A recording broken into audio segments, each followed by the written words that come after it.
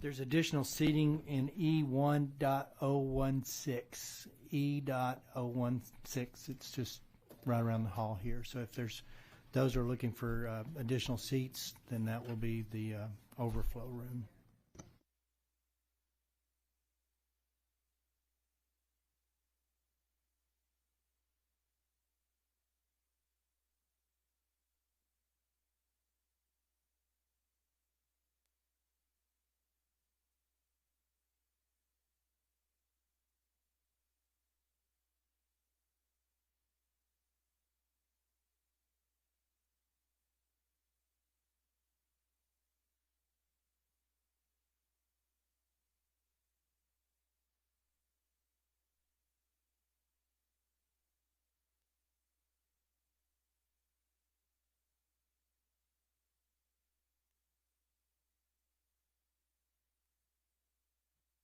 No, she's.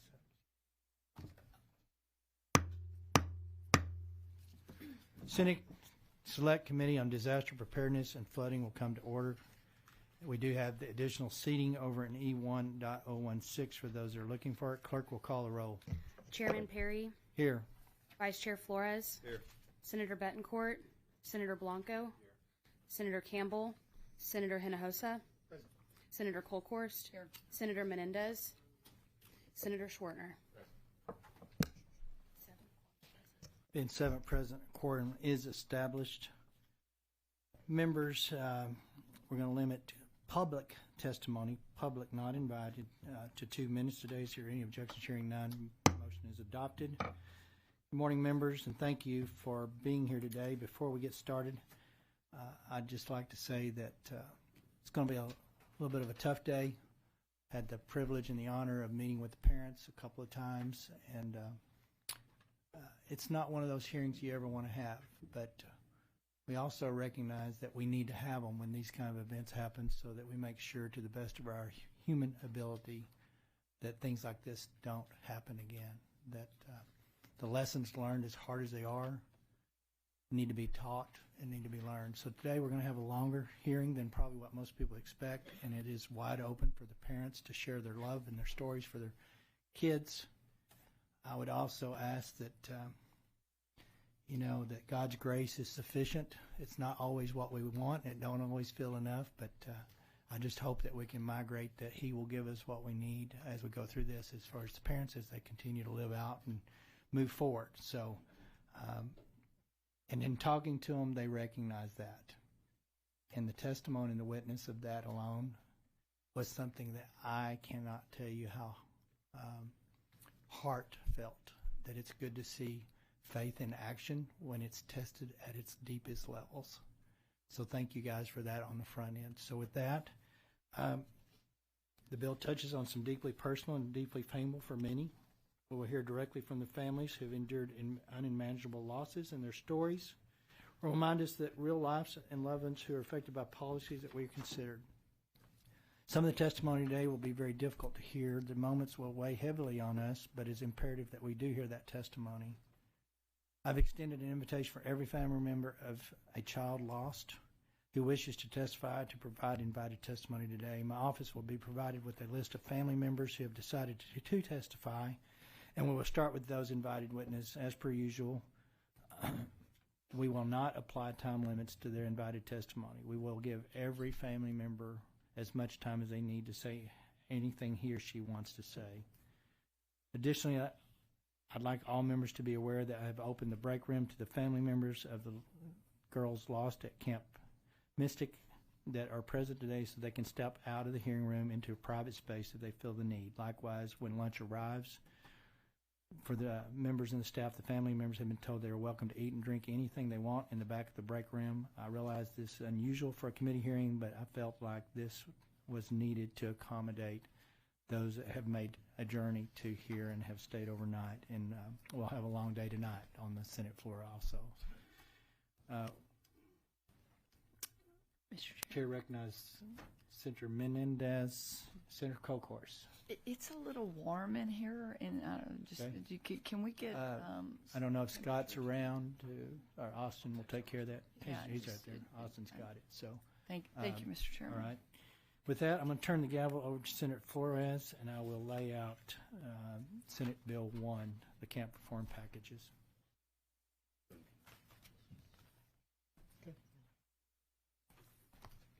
Thank you, Mr. Chairman. Chair recognizes Senator Perry. Lay out Senate Bill 1.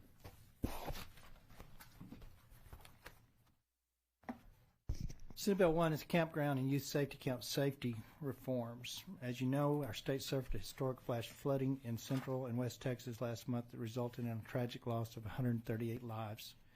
In the aftermath, the committee was formed to ascertain the facts of the disaster and identify policy solutions that will prevent loss of life due to flash flooding and other natural disasters in the future. Over the past 3 weeks, our committee has convened 2 joint hearings with our counterparts in the House, took approximately 26 hours of invited testimony and public testimony with over 80 witnesses. Additionally, many of us have met with the families of the Camp Mystic victims privately, and we've heard their testimony from many of those families today. Senate Bill 1 is our answer to the needs and challenges our community learned of in the aftermath of the flooding relating to campgrounds in general and youth camps specifically.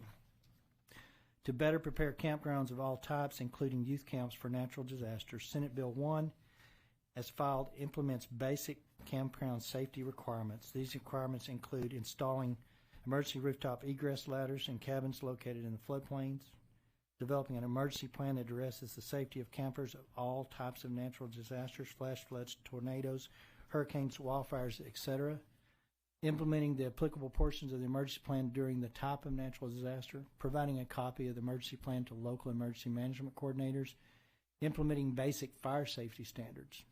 To better prepare youth camps specifically for emergencies, Senate Bill 1 implements heightened requirements applicable only to the youth camps. These requirements include prohibiting DSHS from licensing youth camps that locate cabins in the flood plan, incorporating additional scenarios in emergency planning requirements, lost campers, structure fires, severe injuries, illness, fatalities suffered by campers, and aquatic emergencies such as drowning, establishing procedures for identifying and accounting for campers during emergencies, establishing procedures to notify local emergency services, appropriate camp personnel, and the parents or legal guardians of campers of an emergency, designating emergency preparedness coordinator for each youth camp, maintaining operable weather alert radios in each cabin, installing emergency warning systems and public address systems in each camp, monitoring for local weather alerts, providing a copy of emergency plan to Department of State Health Service or DSHS, which must be maintain a database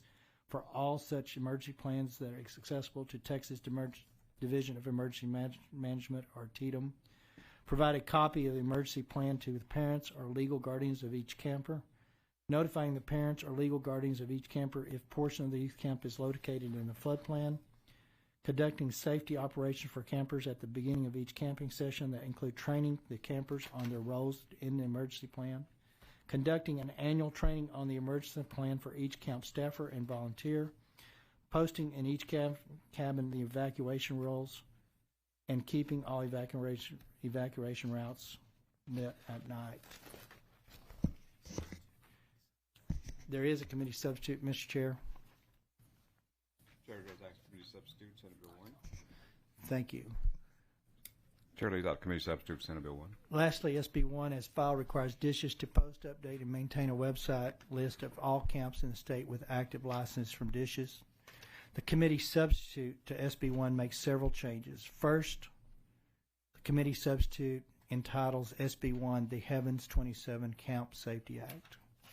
The act will be forever named in honor and memorial of what those girls' names were and what it meant to the state to do these reforms as a legacy to the loss. My staff and I workshopped this name with the families and Camp Mystic victims in the LoutGov's office. It's only appropriate to memorialize the 27 little girls that lost their lives at Camp Mystic in this way. Second, the committee clarifies that the removal of a cabin from a floodplain through a letter of map amendment, that's a very specific federal term, letter of map amendment, which is basically the way to amend yourself out of a floodplain at a federal level, is not going to remove these reforms at the state level or similar projects. So specifically in the past, the camp code, as light as it was of a touch, even then was having waivers granted to camp owners for provisions that could have saved lives. So no more is a waiver going to be granted for these on a federal. Federal can grant a waiver. It will not impact these reforms. Third, the committee substitute clarifies that licensure provision for youth camps with cabins located in a floodplain does not apply to youth camps within the cabins in a floodplain solely due to the camp's proximity to a still body of water that is flood controlled or totally isolated from the water course. So specifically, I want to make sure everybody's clear with this. There are those camps that are not, quote, in a river basin. There are those that have lakes or ponds created typically by a dammed up creek. So what the bill does going forward is it does not preempt them from being licensed. They will be licensed from the state when they have those lakes, if you will. However, it does not exempt them from the reforms in this bill. So if you are a lake and you have 100-year floodplain cabins, at a flash flood warning or a flood warning, you will be required to remove those kids from those cabins. So we didn't prohibit licensure, but they are not exempted from the reforms as we go through this. And I think that's the healthy balance, because lakes are a little different than rivers. Fourth, the committee substitute as exceptions to the disclosure requirement in the Texas Public Information Act for emergency plans adopted by campgrounds and youth. So we want parents to have access. I know there was a lot of consternation from the camps that they were fearful that some parent that wasn't supposed to have information due to legal reasons, guardians and things, shouldn't have it. So that was one element.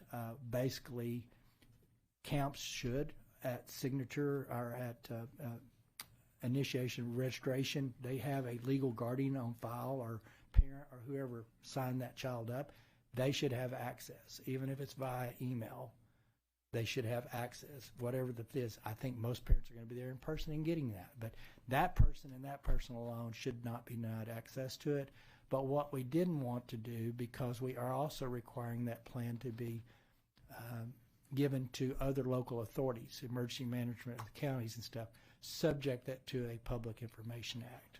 So it is exempted from being required to have Public Information Act, because unfortunately, we live in a fallen world that have bad people wanting to do bad things. So we've protected that evacuation plan from public disclosure because of other governmental entities that will be involved in it. We've also allowed a way for the camps to disseminate that plan to those designated guardians on file.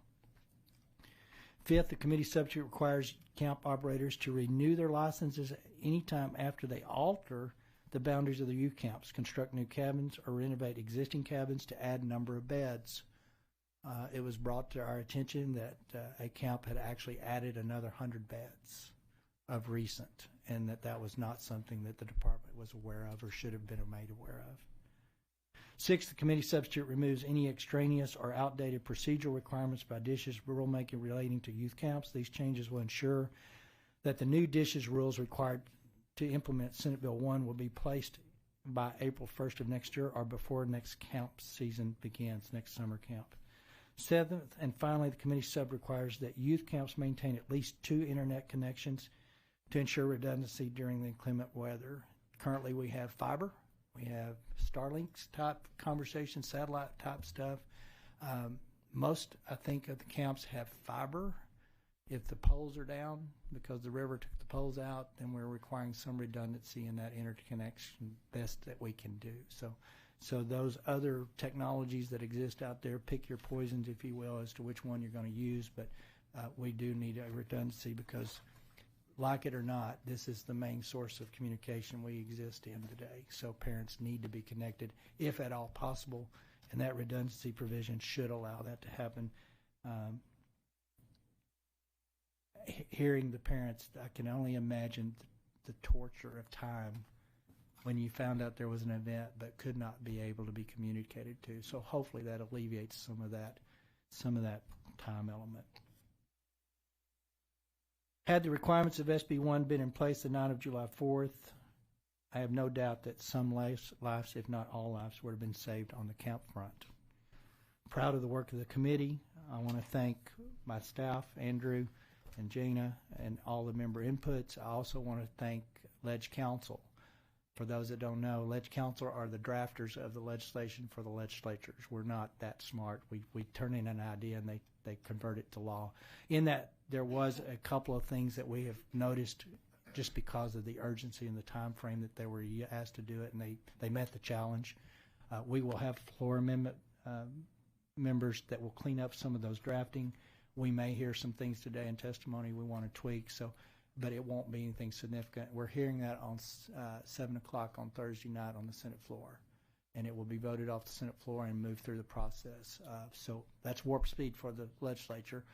It moves too slow for most people, so there will be a little bit of a cleanup on a few things when we get to the Senate floor. With that, I'll take any questions on SB 1 from the members. Show Senator Betancourt is present. Members, any questions? Senator Colcourse. Thank you, Senator Perry. Thank you for your work on this. Thank you for the collaboration that you and I have had in working through this. One of the things that a parent from another camp had asked was on the evacuation plans, and to the parents I've shared with some of you, startling when I asked the question in Kerrville of the emergency management coordinator of the camps in Kerr County, how many evacuation plans do you have? And it was 6 of 19 camps in Kerr County, which is something that I really focused on, Senator Perry, as you know. One of the parents asked me, well, those evacuation plans should be on the website. And I just want to clarify for the record, we're not doing that for safety reasons. That's correct. It's not available on the website. It's a request only, and to alleviate the camp concerns that, sometime because of family dynamics, a parent that's not supposed to have access to their child may request that stuff. So I have no problems in practice. We have to live in the practical. If someone requests by email a copy of it, then they should be granted, but I have no problems with the camp saying, you know what, we'll get back to you, give us an address to mail it to in the interim, or let us check our files, and if you see that that is a party that has been identified that should not have those information notes, respond accordingly. That you will need to check with whatever. But I think it's important that parents feel good, but it will not be on a public-facing portal for all to access. Good, because we live in a fallen world. We do. And someone could create a catastrophe where there was an evacuation and then that exemption is consistent with what we do for public schools, active shooter training. Exactly. And things. Another question that I wanted to ask is on the letter of map in your substitute. So when we look at floodplains and, in working on water, agriculture, and rural affairs, we know that flood maps can change. So just point of clarification that we have seen some efforts sometimes by commercial properties. You can name all kind of properties that say try to get their flood maps amended. Some go in, some go out. So clarify for me one more time how that works. So it became, we found out at a late time that I believe Camp Mystic actually had applied for a map of the term with FEMA and carved out. Got a carve out, if you will, from the FEMA flood maps with that at FEMA level. So the state didn't address it, so it is now no longer going to exempt them from state requirements if you get the letter of map changed at the FEMA level. So no more waivers, just in a nutshell. Don't ask for them. If you're a camp owner, don't come to the state seeking waivers. You're not going to get them. And if you go to the feds to try to work around the state, we've allowed for that in this bill. You're not going to get out of them. You're going to do them or you're going to close down. It's that simple. We're not going to go there anymore. They're there for a reason. FEMA, as weak as their maps can be, there's still an underwriting premise that you flood.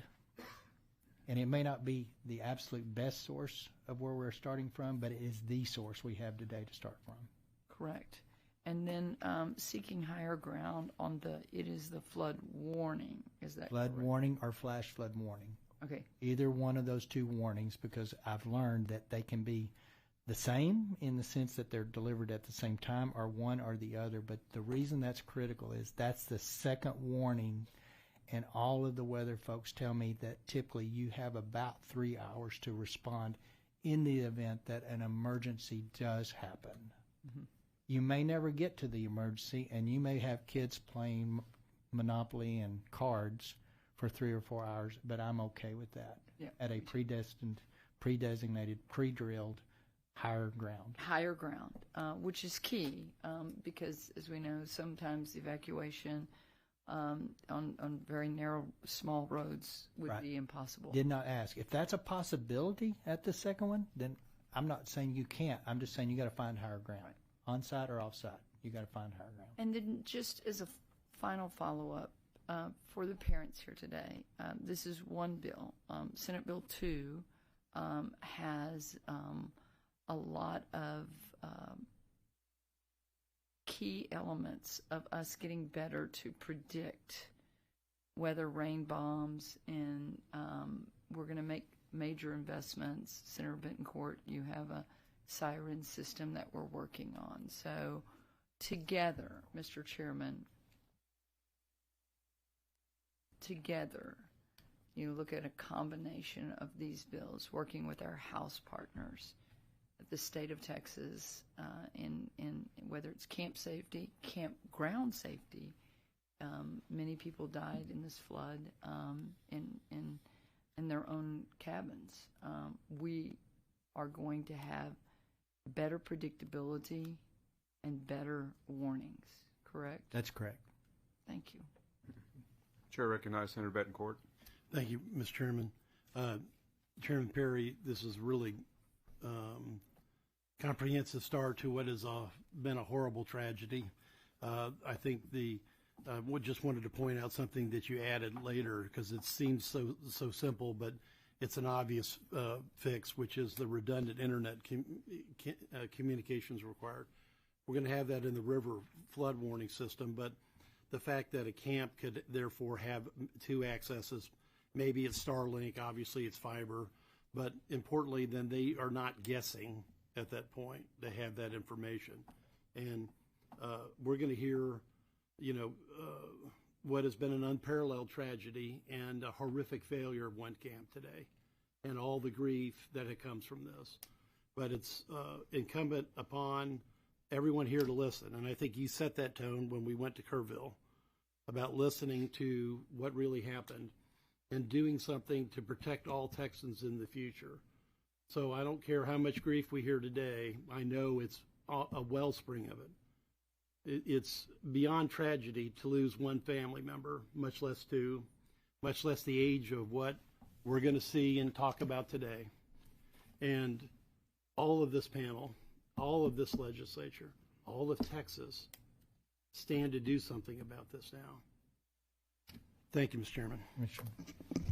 Members, I can tell you the last couple of days in talking to both, all impacted families and others, it is only by the grace of God that we're not talking about a whole lot more kids. I mean, we were one person looking out a window and noticing that there was a problem in different areas of that river basin. And had it not been for that look, we could have had another 20 kids really easily. So we can't fix what's happened, but we can darn sure prevent what's going forward the best we can. So, thank you, Mr. Chairman. Members, any other questions before we proceed? With that, the chair will open up for invited testimony, and members, I ask that your questions until after each panel has finished its testimony. It is my intent to recognize members for questions before each panel is dismissed. So we will be calling you up in panels. So as you hear your name, if you'll step forward and you say your name and who you represent. and then say your statement, and then we will proceed with the invited testimony. So at this time, the chair will call up panel 1, and the chair calls Michael McCown, C.C. Williams Stewart, Will Stewart, and Clark Baker.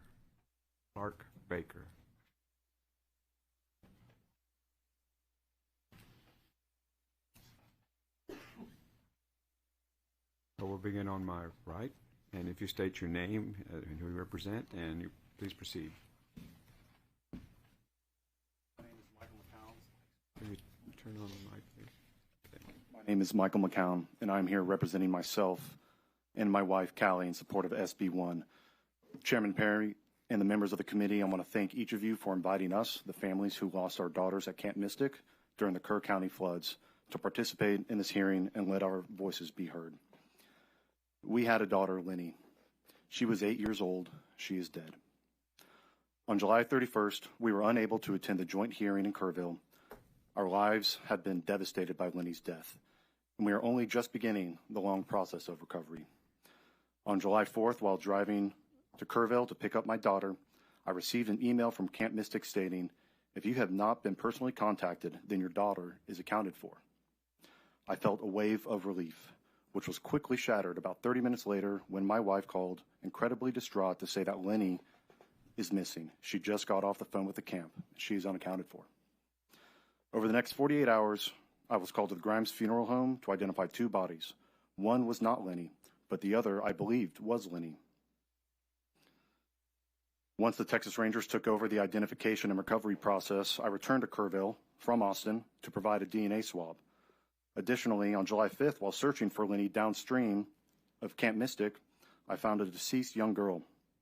With the assistance of Wilson County Sheriff's deputies and National Forest Service personnel, we were able to retrieve her body and send her home. I recount these events to emphasize that I had no desire to return to Kerr County for those initial hearings. But I am now ready to speak. Lenny was the middle child between her brothers Bates, who's 11, and George, who's 3. To Bates, she was the pesky but beloved little sister. To George, she was a gentle, playful mother figure. On the weekends, she would even pour him Cheerios and milk so my wife and I could get a couple more minutes of rest. To everyone else, she was a joy. She hugged her teachers, was a friend to everybody, and spread an infectious giggle everywhere she went. On July 3rd, the first flash flood advisory went out in Kerr County, forecasting potential flash flooding through the weekend. Early that next morning, on July 4th, a flash flood warning was issued, and those warnings escalated in number and severity throughout that morning. We trusted Camp Mystic with her precious life, but that trust was broken in the most devastating way. The camp had a heightened duty of care, and they failed to perform. That failure cost 25 campers and 2 young counselors their lives. No one had to die that day. I still remember standing near Bubble Inn the morning of July 5th amidst the wreckage of camp, looking at the cabins and asking myself, how, why, how could these girls vanish into the night without anyone having eyes on them? While cabins, literally just 20 yards away, had no casualties. So what went wrong? When I was in school, we had fire drills. Teachers did not need to be told to line up the kids and head for the exit. They did not need to check with their superiors. If the alarm went off, the school was evacuated. No fire drill I've ever heard of evacuates only one part of a building while leaving others behind. It didn't even cross my mind that a camp like Mystic wouldn't have a detailed emergency procedure in place. When action was finally taken, it was too little, too late. We did not send Lenny to a war zone. We sent her to camp. We trusted she would be safe. No parent should ever again face what we are living through now. Camp is supposed to be a safe place, a place where kids can grow, learn about themselves and each other, and take on some adventure while away from the modern life. Yes, there are risks in outdoor activities, but there was never a question in my mind that a camp would not be prepared for them. I do not hate camp. I went to Camp Alcone Springs outside of Marble Falls for several years. I sincerely believe in camp, and I doubt you will find one person after me who will have ill things to say about the idea of summer camp. I believe that being disconnected from electronics for a time is very healthy for kids, but that disconnection should be superficial, Behind the scenes, the back office, and the foundation of summer camp must be fully up to date.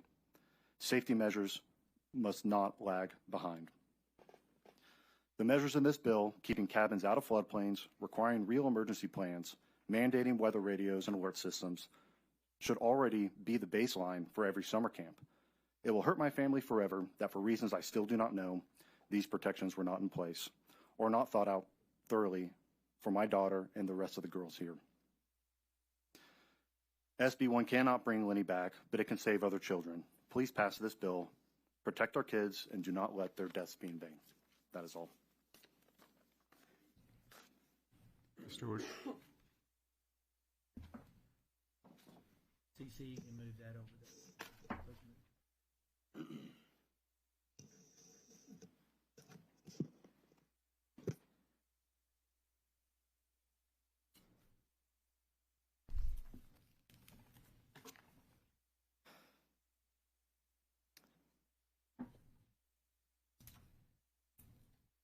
My name is Cece Williams Stewart, and this is my husband, Will. We are the parents of Seal Stewart, the only camper from Camp Mystic still missing, and one of 2 known victims who remain unaccounted for after the flood. We are here today for 2 reasons. First, to express our unwavering support for SB 1, the Campaign for Camp Safety. Texas summer camps must be properly equipped, trained, and held accountable so that future generations of children can experience the joy of camp without being placed in preventable danger. Second, we are here to speak of our precious daughter, Seal. 3 generations of women in my family went to Camp Mystic. This year, it was finally Seal's turn. She was 8 years old, going for the very first time, her heart full of excitement to join the tradition of her mother and her aunt, who are both here today. Well, I'm her mother. Her aunt, her grandmother, who is here today, her great aunt, and 5 cousins. For Seal, camp meant adventure, memories, friendships, and lessons to carry for a lifetime. For me, it meant watching my child grow and learn, but always under the assurance that she would be safe. Joy and growth cannot exist without safety. Seal's chance to experience camp only existed because I was ensured that her safety and the safety of all the young girls was paramount. I ask you, what could have been more important than that?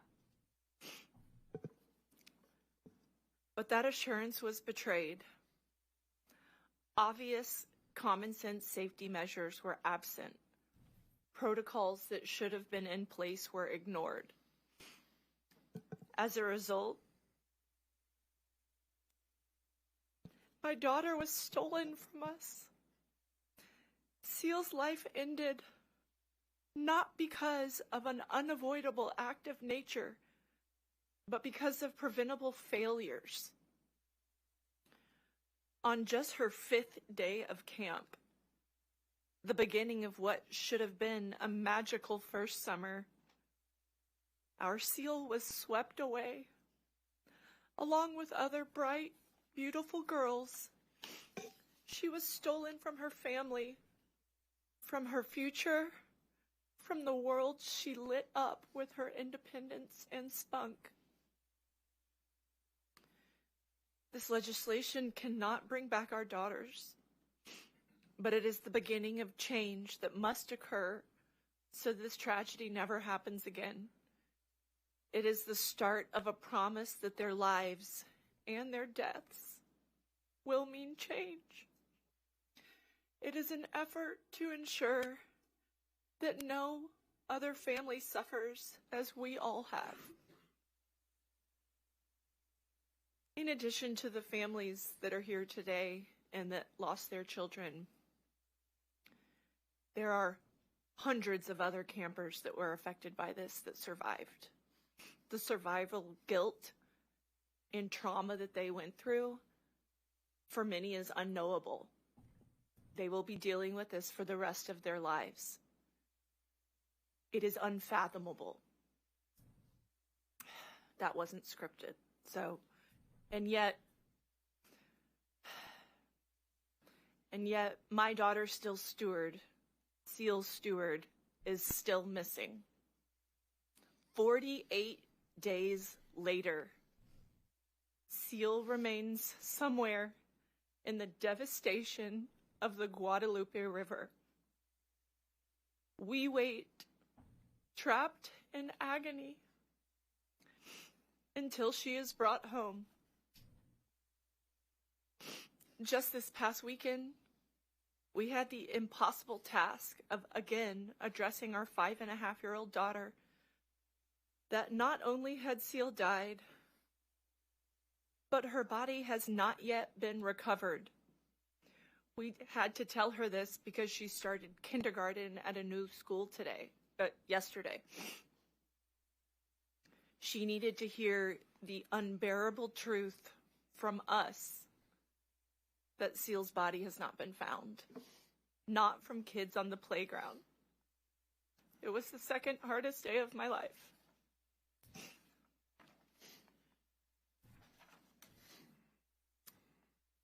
We are profoundly grateful to the rescuers and recovery teams who have risked and sacrificed so much and that are still out there. But I must use this platform to plead with you. My baby girl is still missing. Until she is found, our family lives in a torture chamber of uncertainty. The agony is relenting.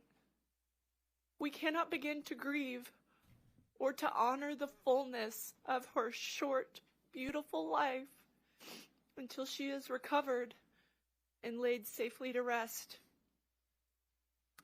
We are forced to pray for the day when our child's body is found and to call that good news. I ask you to carry that reality with you as you hear from us and from other families whose lives have been shattered. Right now, we cannot celebrate the light and the love that Seal brought into our lives. We are suspended in endless anguish, unable to move forward, unable to find peace. We ask you, please pass SB 1 so no parent sends their child to camp believing they are safe, only to face this nightmare. And just as urgently, please do not stop the search for Seal's steward. Please do not give up on our girl. Thank you. Thank you.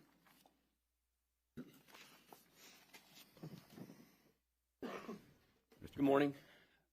My name is Clark Baker. Along with my wife, I'm here to represent myself along with my wife, Katie Baker, Chairman Perry, rest of the committee. Thank y'all so much for your diligent work on prioritizing camp safety.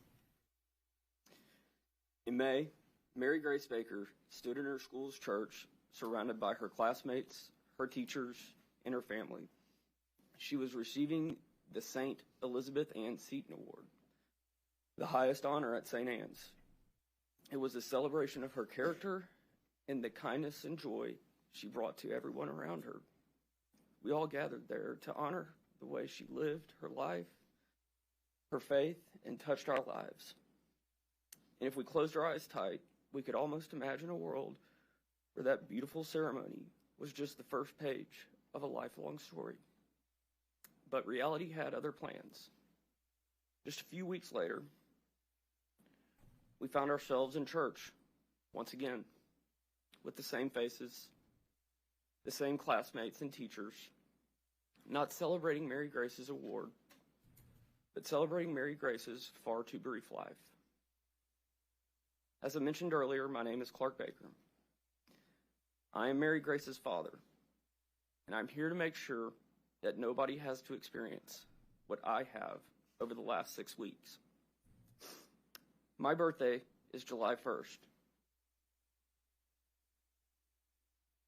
The picture you are seeing was my last living memory of my daughter.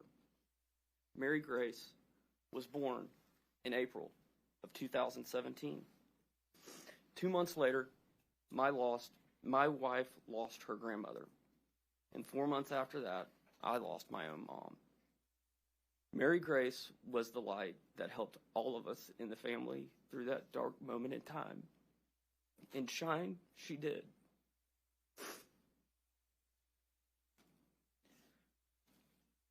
I'll be honest in saying, I don't really know how this works. I have no clue how to navigate these halls. I don't understand House hearings, lobbyists, floor debates. What I do know is that my daughter should still be here. Her death was 100% preventable. Complacency, among other things, led to the deaths of 27 amazing, innocent, beautiful girls. We can't let complacency claim the life of another child. We simply ask for mandatory, common sense, state-regulated safety protocols for camps. That's it. One thing I forgot to mention. We're from Beaumont, Texas. We know about floods, and we understand that Mother Nature can rear her ugly head. But that's not an excuse. Camps, especially those in areas prone to flash floods, should have adequate warning systems and not build cabins in dangerous floodplains. Period. Surely don't put 8 and 9-year-olds in them. Have a legitimate evacuation plan. Know the plan. Practice the plan. Train workers and counselors to implement the plan. To be clear, I don't want to shut down the entire camp industry. Generally speaking, camps are great. Hell, Mary Grace was having so much fun, she didn't even have time to write her family a note. I simply ask that our camps be held to a standard similar to other institutions that oversee our children. At the end of the day, Hurricane Harvey hit us hard, and the very next year we were blasted by Hurricane Imelda. These disasters were both considered 500-year floods. This will happen again, and when it does, it might not even be a flood. The last thing I want is for over 1,100 camps in Texas hosting kids next summer under the same microscope that led to the death of my daughter and 26 of her friends. Please, please don't let another session pass without ensuring campers will come home. Thank you. Thank you all for your testimony. Members, any questions? Senator Betancourt. Thank you for all of your testimony.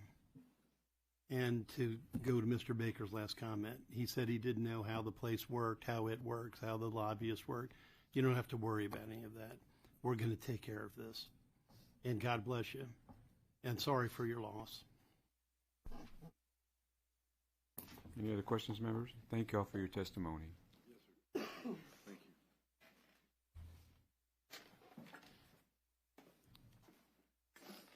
We will now call up panel 2.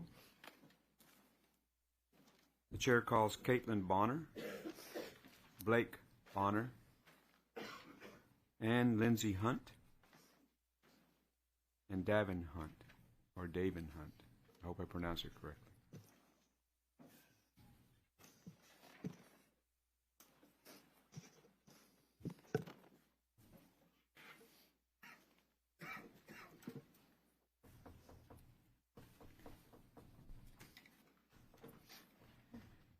We'll begin on my right, and if you can begin with stating your name for the record. Good morning.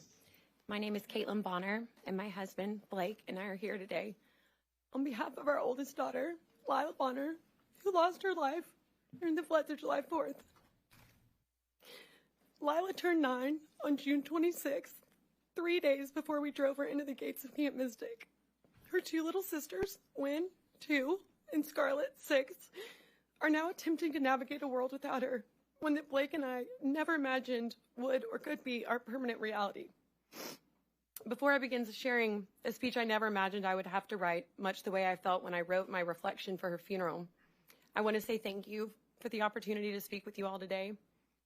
As her mother, I am haunted by the events that took place on July 4th and wish with every fiber of my being that I was here under different circumstances. When Lila was born, I began writing letters that I planned to one day share with her. I wrote to her on her birthdays, on days when she did something funny or started a new activity, trying to capture precious memories and milestones that I never wanted to forget. I wrote to her on days when I was struggling, hoping that one day they could be a source of comfort and wisdom. Having lost my mom to cancer when I was 12 years old, I wrote these letters to Lila in the event that something ever happened to me. I never imagined that I would be the one reading them to her at her funeral, and most certainly not because she lost her life at Camp Mystic, where I spent 10 summers, 9 as a camper and 1 as a counselor in Bubble Inn. As I struggle to make any sense out of this horrific tragedy, these letters have been a gift I thought I would one day give her, but I now realize they are a gift from her. Lila was special. She was beautiful. She was pure. She was so kind. The most gentle little girl who fiercely loved her little sisters and all of her friends. A friend who preferred to shine her light on the people around her. A light she lit inside of me when she made me a mom. A light she lit throughout the halls and classrooms of Bradfield Elementary. A light she shared with her beloved family and friends. And a light I know she shared with the angels at Bubble Inn. Lila was the epitome of a firstborn child, the best big sister, and a rule follower who respected authority with impeccable manners. In the weeks leading up to camp drop-off, we shopped, organized, and packed her trunk with all the things I knew would make her feel safe. I gave her tips from my experience as a Mystic camper, suggesting she use her drawers for rest time activities and stationery, knowing that she wouldn't be able to get off of her bed during rest hour per camp rules. We received her dresser drawers with the first round of belongings recovered from camp, and it was no surprise to me to see that she had done exactly what I had suggested. I told her to take horseback riding first if possible, so she didn't have to change into pants after swimming on the quad.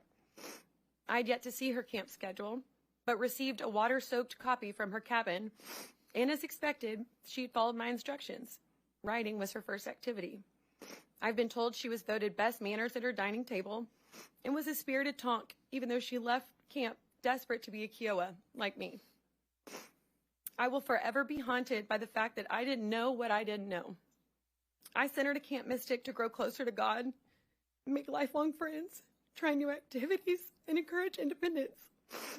To spend time outside, away from a screen, surrounded by like-minded girls that I knew she would cross paths with for life. I naively assumed she was safer at camp than anywhere else. When I think about the trauma and fear that our girls endured, it makes me physically ill. This loss is one no parent should have to endure. A piece of her purple trunk that I so lovingly and meticulously packed was recovered at the dam, 11.1 miles from camp. Her body, 5.6 miles from camp, behind the Hunt store. Ironically, the last place we were, or the first place we stopped after dropping her at camp. Our 6-year-old started first grade last week without her big sister holding her hand. Our 2-year-old will likely never remember her oldest sister aside from photos and videos. And her friends, who all started 3rd grade last week, have to reconcile how 2 of their classmates perished at summer camp in a flood they also were evacuated from while at neighboring camps. Their stories are harrowing, but they all survived. I'm not here today because I want to be. I'm here because I have to be. Our daughters deserved better, and future campers deserve better. I implore you all to act quickly and pass SB 1 to protect campers before next summer and to ensure that there will never be another Heavens 27 due to camp complacency. Thank you.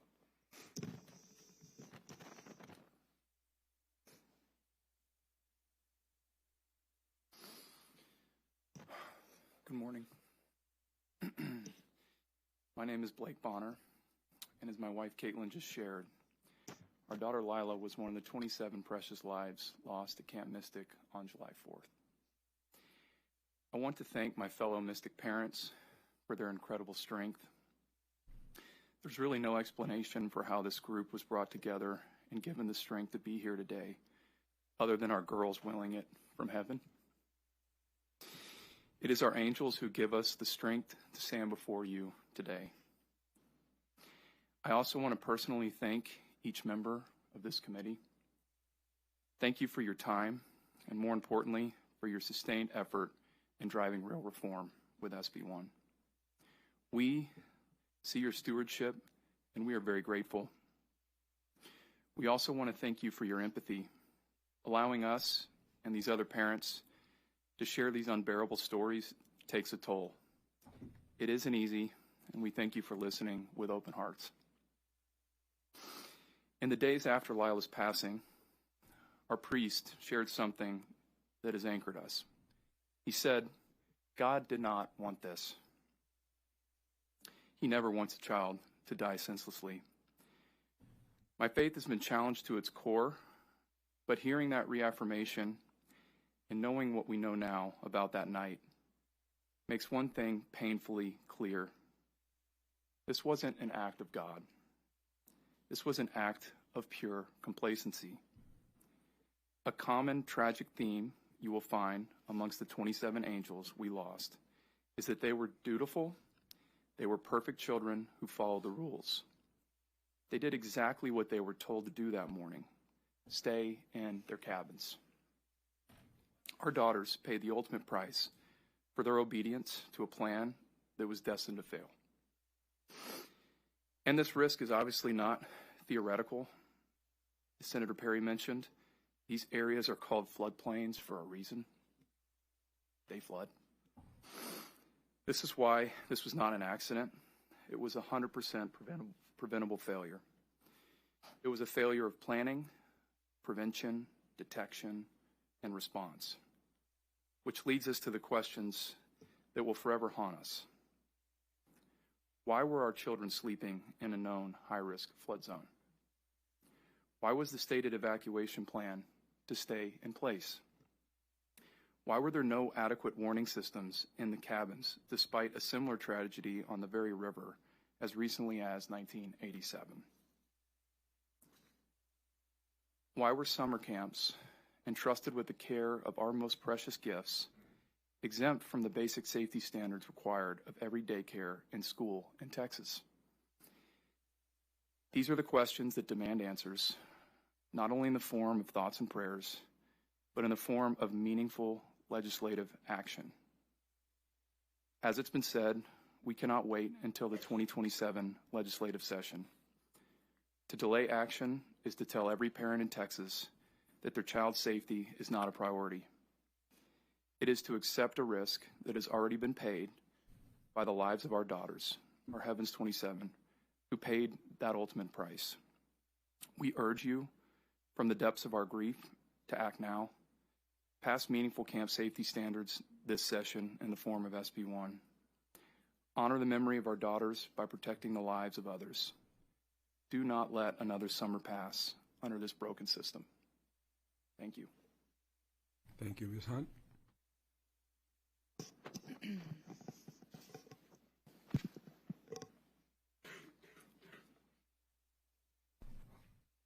I'm Ann Lindsay Hunt, and you're being passed a picture of our daughter, 9-year-old Janie Hunt. Thank you so much for listening to us today. Janie was the heartbeat of our family.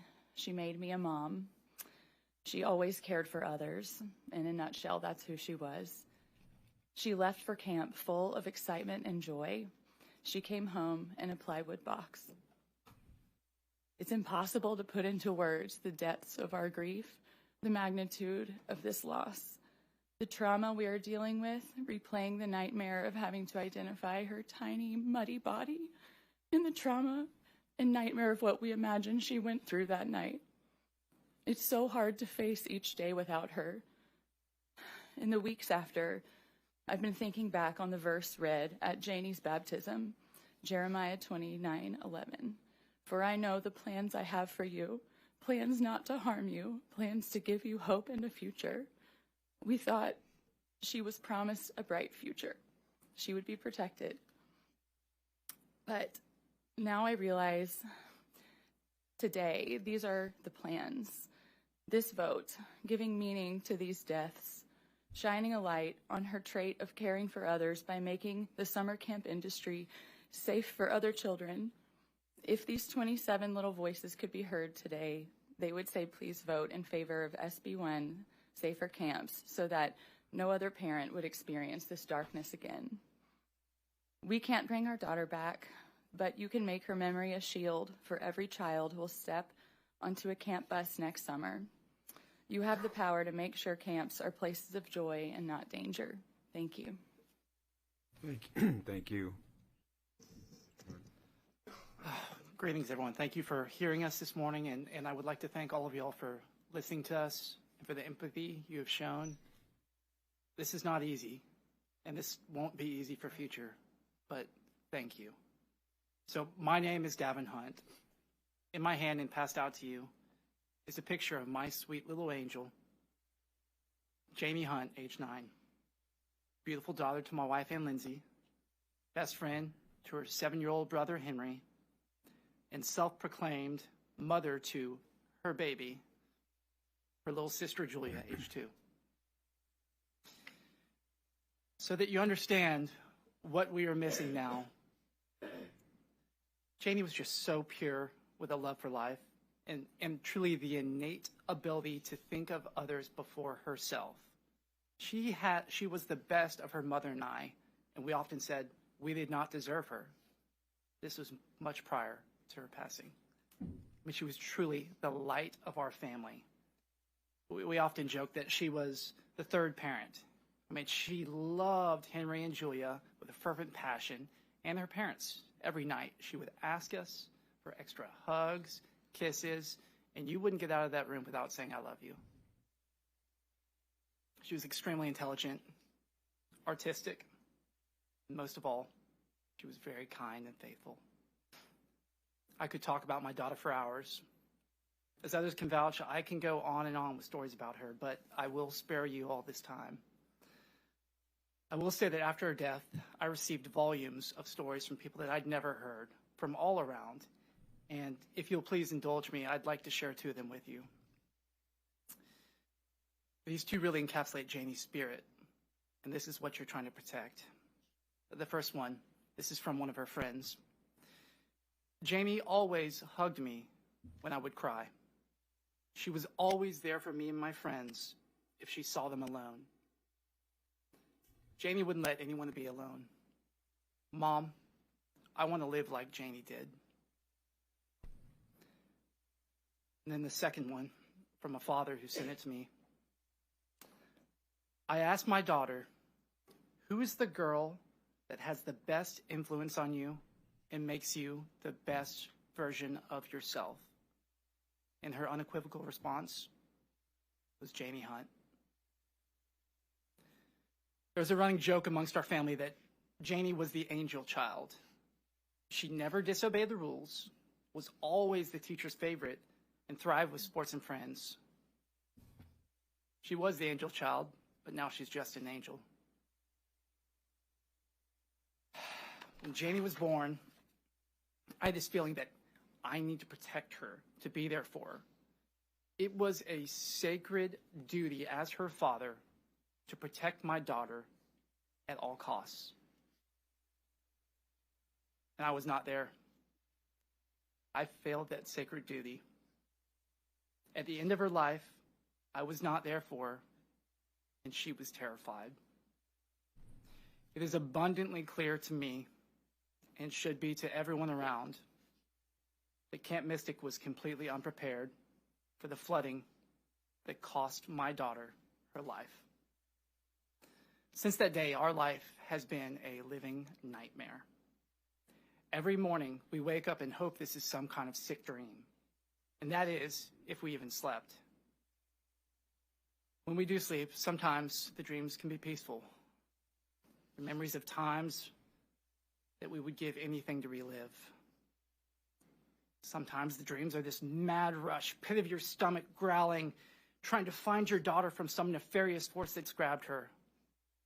Those are gut-wrenching. Sometimes the dreams are replaying our hopeless trip to the funeral home, praying to my Lord and Savior, please, kill me, take my life, but not my daughter Janie. Take me instead. Sometimes the dreams are identifying our daughter at the funeral home and kissing her cold forehead over and over again, only being certain that it is our daughter by her necklace that just says, Janie.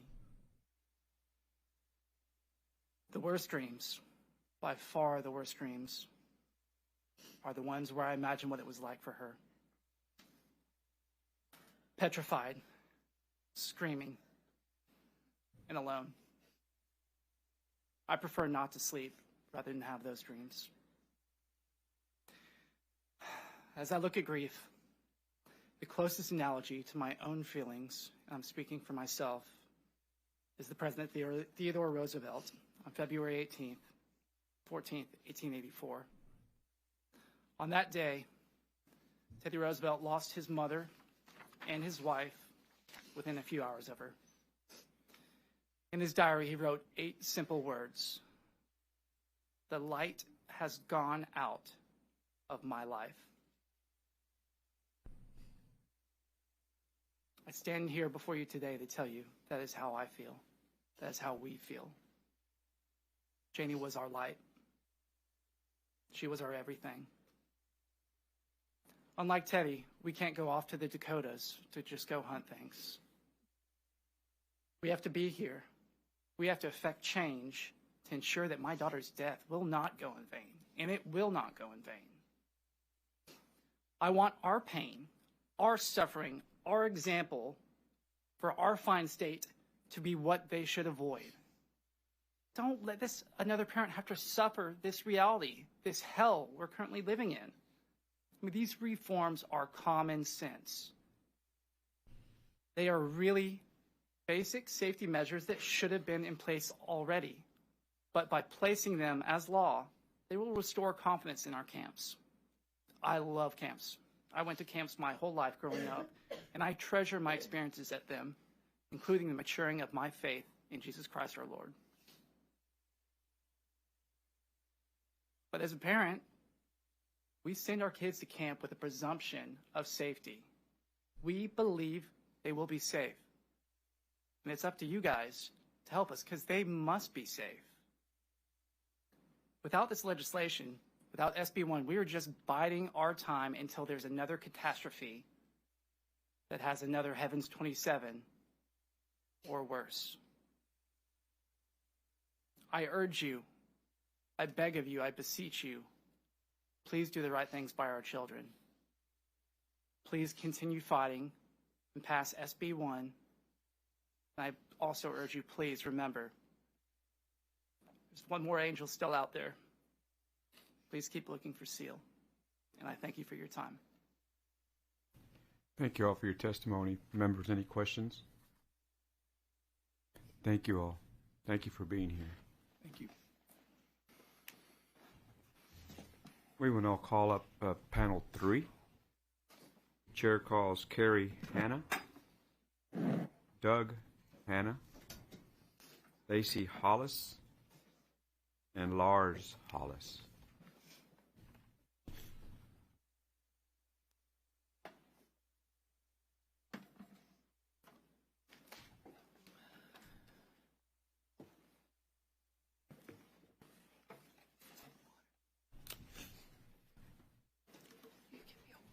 Thank you all for being here. And we'll begin. Am I right? You state your name and please begin your testimony. My name is Carrie Hanna.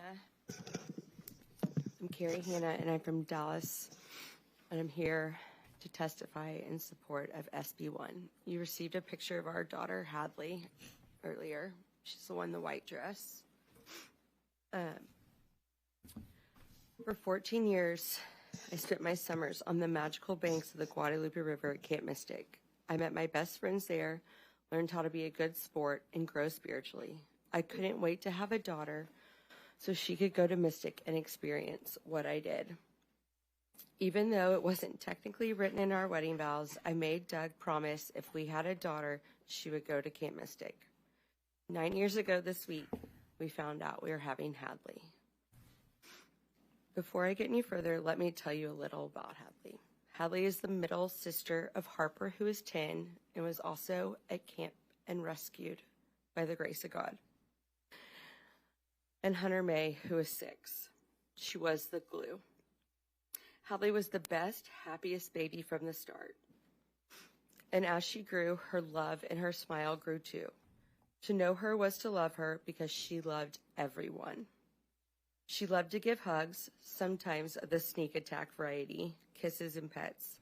Hadley was the nicest, sweetest, happiest person, always exuding joy. She always wanted to help her friends, whether it was teaching them how to tie their shoes or become a better gymnast. Hadley was a go-getter, and she knew what she wanted, and she worked her hardest to make it happen.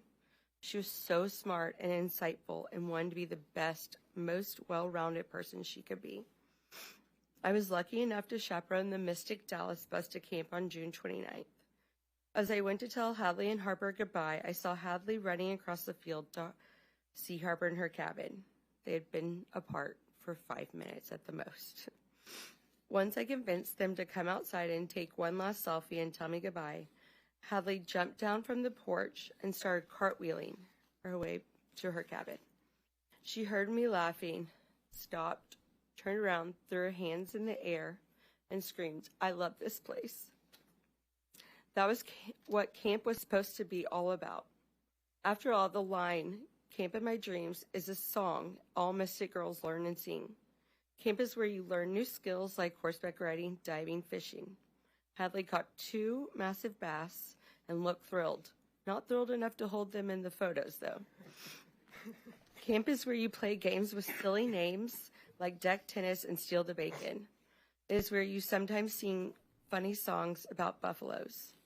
Camp is supposed to be a break from the hard rigors and stress of the school year, where you can look at the stars in the clear sky at night and braid hair during campfires, where you make your best friends that become your college roommates and later stand beside you at your wedding. Unfortunately, 5 days after starting, the camp of my dreams turned into a living nightmare I cannot wake up from. Hadley, Harper, and all the campers should have woken up on July 4th and celebrated the holiday with their new friends. Instead, Hadley was pulled out of a window of her twins' 2 cabin after it had filled with water. Less than 10 feet away were stairs to an upstairs apartment. That higher ground could have saved her life and the 5 girls in her cabin that also passed away. Hadley wasn't the strongest swimmer, not that it mattered in those waters, but she was strong, so strong. I thought if she could hold on to something, she would be okay. Instead, she and 2 other little girls were knocked out of a tree and died. In total, 5 of the 12 girls from her cabin also died. Our precious, hilarious, kind, caring, silly, loving little girl who always wanted to help others died because there was no plan, because there was no backup system or sirens, because the sweet 18 and 19-year-old counselors did not have the training they needed.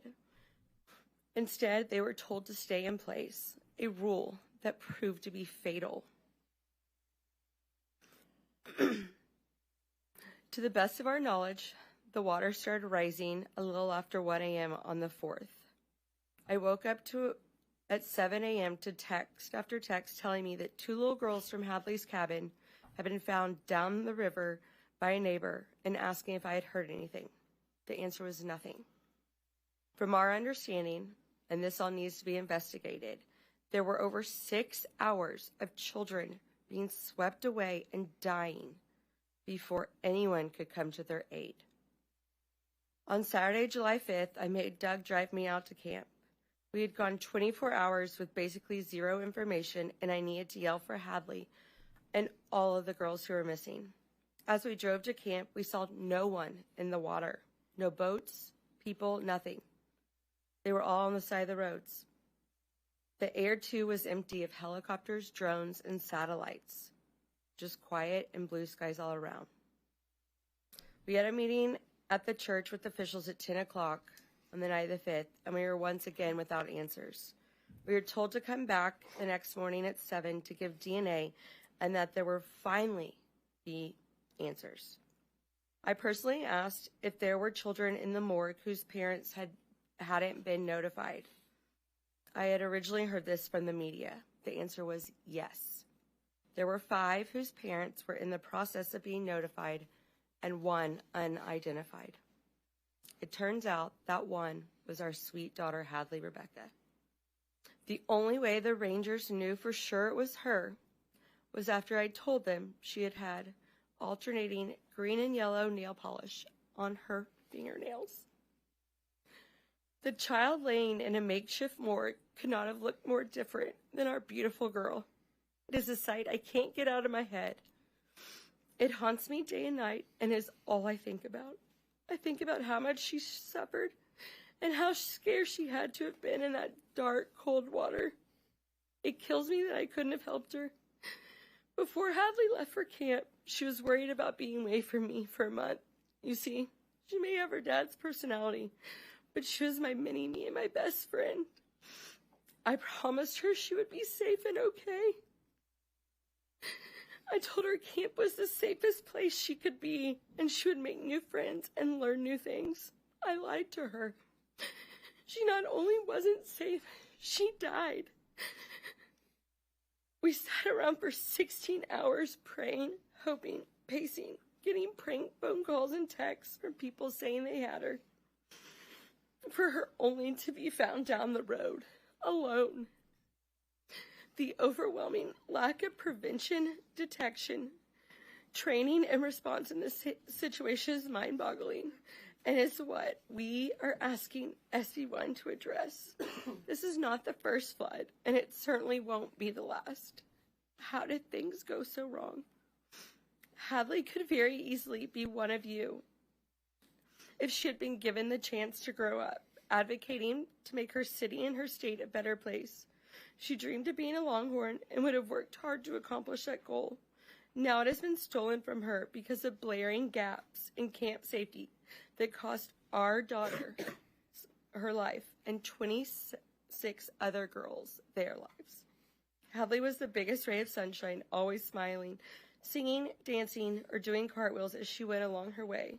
She lit up every room with her smile, her laughter, and her love, spreading joy to those along the way. That is who Hadley is and will be remembered as, our angel, beautiful on the inside and out, observant, compassionate, caring, kind, silly, smart, full of love and life, a vibrant ray of light.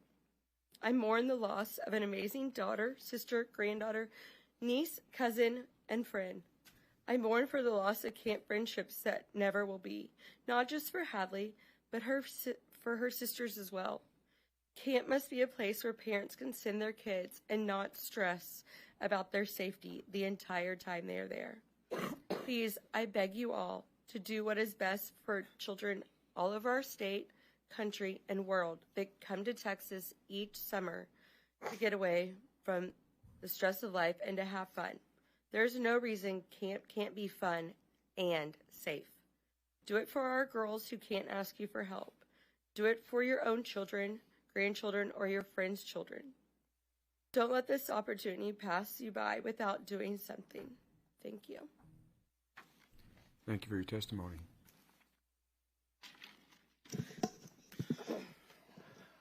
My name is Doug Hanna. I'm here to testify in favor of SB1. God graced us with knowing Hadley on this earth until her life was cut short by a preventable and terrible death. I know Hadley is looking down at us from heaven and smiling. She was so kind and caring from the start. She really looked up to her big sister Harper and watched out for her little sister Hunter. At times, she drove me crazy, but I was just starting to really get her and understand her.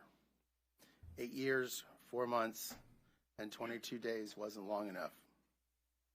I'm going to miss the hugs, the daddy-daughter dates, the laughs, the passionate conviction, the cartwheels and poses, her kissy-face lips, and everything about her fun-loving personality. She loved everyone in her life and had so many wonderful relationships throughout our community. I'll always miss her with every moment of every day with all my heart. On July 4th, I woke up to my wife frantically texting other moms. They were texting about Mystic, and my curiosity was piqued. She seemed shocked, and I had asked her what was going on. She told me a girl from Hadley's cabin had been found in a tree miles downriver. That was enough for me. I took the brisket off the smoker, put my chainsaw in the truck, and started driving to get my girls, Harper and Hadley. On the way down, around Hyco, we got official word. Hadley was missing. I arrived at the reunification center in Ingram around 12:30 on the 4th. It was a sobering scene. The names of people being found were read aloud. At some point, they led the families of people known to be missing into a back room. Sometime later, after a Black Hawk helicopter ride and a medical evaluation, I got the word that Harper was ready to be released. I worked my way to the front of a line of worried parents and finally saw Harper with my own eyes. I gave her a giant hug, and with tears in my eyes, I walked with her away from the commotion. We sat down on a curb, and I told her, Hadley is missing. She said, "No, Dad, Hadley's in a tree." I had to let her know that she was missing, and that the longer someone is missing in a situation like this, the more likely it is that when we find her, it will be bad news. She said, "What do you mean bad news? Is Hadley dead?" I told her she could be. Harper asked me how we would deal with that. I told her we would deal with it as a family. It was the only common sense answer I could think of, and I couldn't lie to her. Since attending the Band Together Texas concert here in Austin Sunday night, Harper has wanted to talk about the night of the flood. She's having flashbacks and hasn't been able to sleep without one of us by her side. We feel guilty because we sent our girls to a camp we thought was safe. Don't get me wrong, we love camp. I went to Worth Ranch Boy Scout camp. It made me stronger. When you pick your daughter up from camp the first year, you can see that they have grown and matured. We thought Mystic was safe. Didn't know we were sending our daughters to sleep in cabins that were removed from the floodplain through an administrative process. We're asking for common sense legislation that holds camps to the same standards as other places we send our kids, like daycare and school. When you send your kid to camp, you expect to pick them up. You don't expect them to leave camp in a Black Hawk, and you don't expect them to be swept away in the middle of the night by rushing floodwaters. We're asking for these reforms so that no other Texans have to meet their children miles away from camp and explain to them that their sister might not be coming home. When you send your kids to camp, you don't expect the next time you see them, you will be identifying their body with the Texas Rangers. We want to make camp safe. We want to make sure none of the families that send their kids to go to camp in 2026 share this nightmare. I didn't know what love was until our first daughter was born. And I didn't know what sorrow was until we lost Hadley. Thank you. Thank you for your testimony. Ms. Hollis?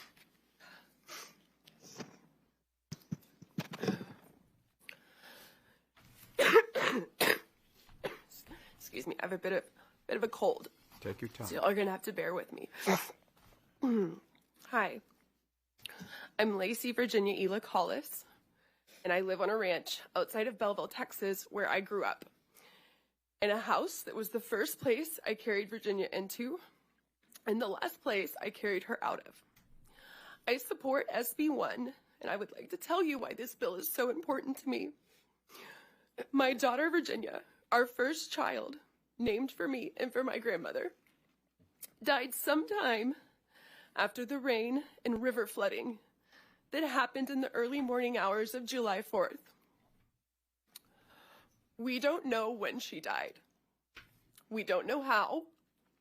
We really don't know anything We may never know. All we do know is our daughter was at camp. She was not protected. She was not safe because she died along with 26 other girls. I was not there to protect her.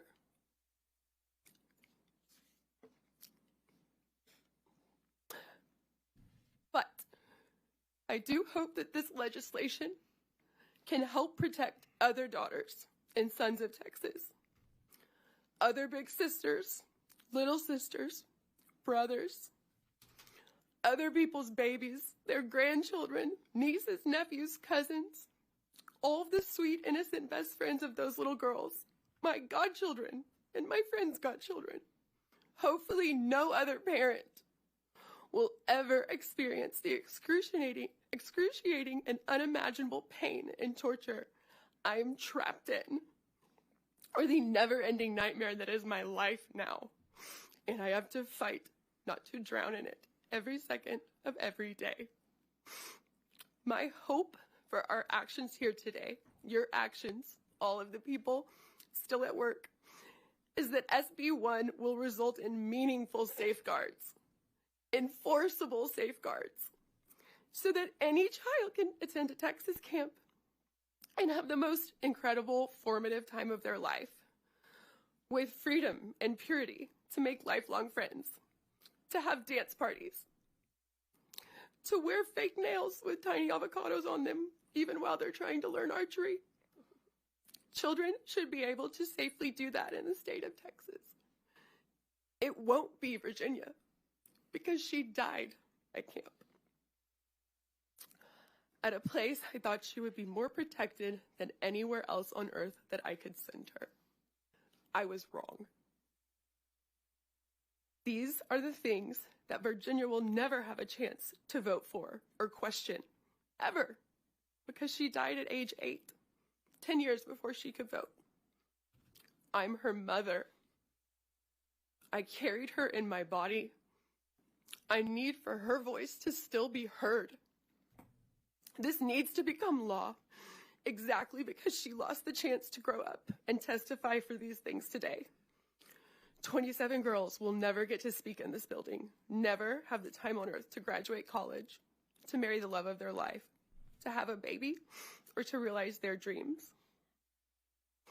I don't want any more children to die at a Texas youth camp. What happened there changed our world because our daughter, one of our 2 children that made up our whole world, died. This is a cookbook that I made for our family after my grandmother, Virginia, died, to remember and preserve our family's and friends' history and legacy. My grandmother was 103. I thought I'd have my whole life to share this heritage with my children, that they would add to it one day as they grew and discovered new inspirations. That's Virginia with Sienna. That's how she wrote her name. That's me, Lacey Virginia, and that's my grandmother Virginia. There's even a recipe that Eden gave me that I learned was from your mother, I think, with shrimp dip. It's one of my favorites. Somehow, I'm the only Virginia of my family left on this earth. Several of you have heard me read my poem. I have a copy for each committee member, and I'm happy to read it for you another time in the future. But it represents only a single drop of the thousands of tears I have cried and the million more that is my future. My anguish is as infinite as the stars in the sky and equally as unfathomable, searing, blazing, exploding, a black hole of pain. But I can shed those tears. I can search for the joy, the laughter, search for some peace, only because I've been able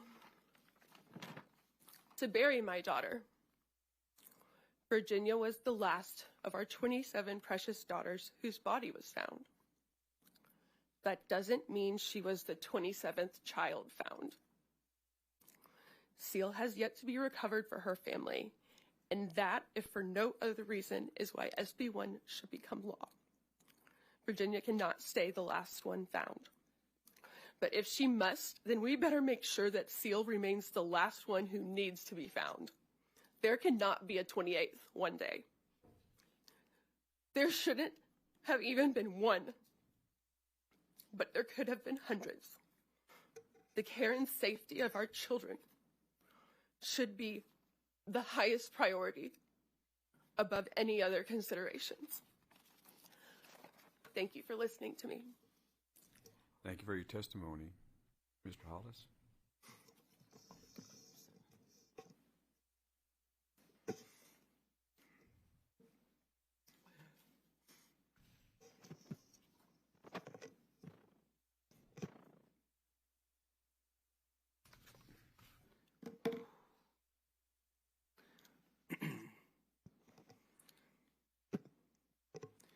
Thank you all for your leadership.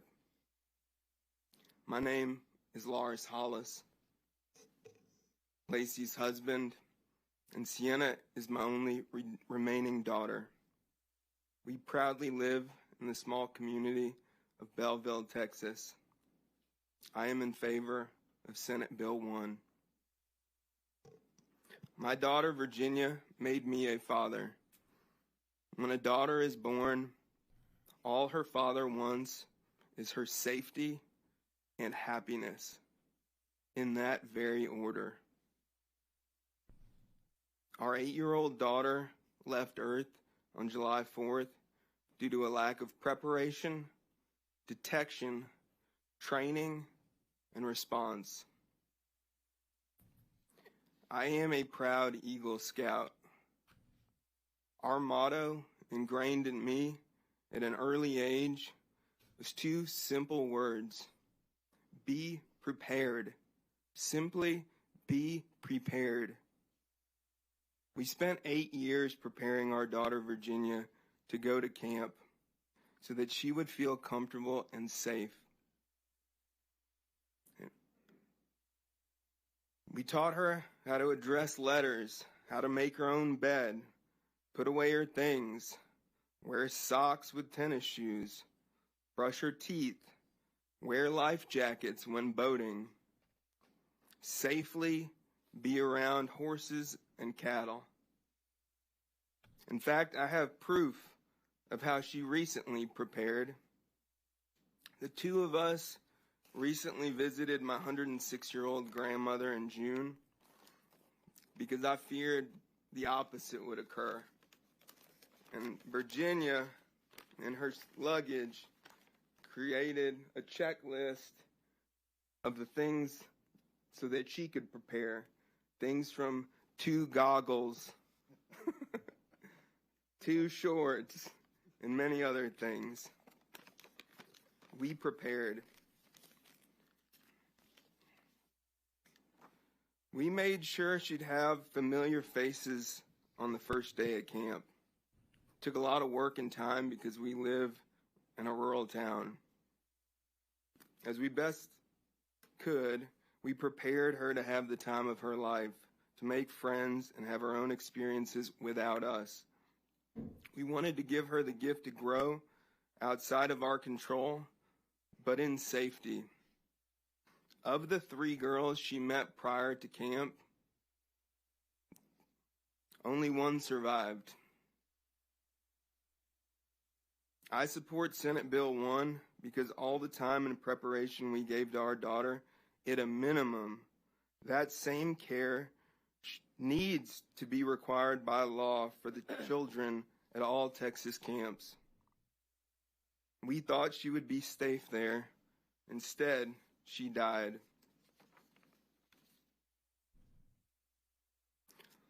Organizations in charge of children need to be prepared for all kinds of situations, especially emergencies.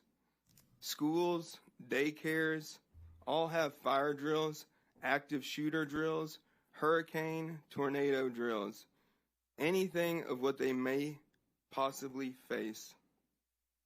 I do not know why the same standard is not applied to camps, but they should be prepared. And if they can't be prepared, they shouldn't have the care of our children.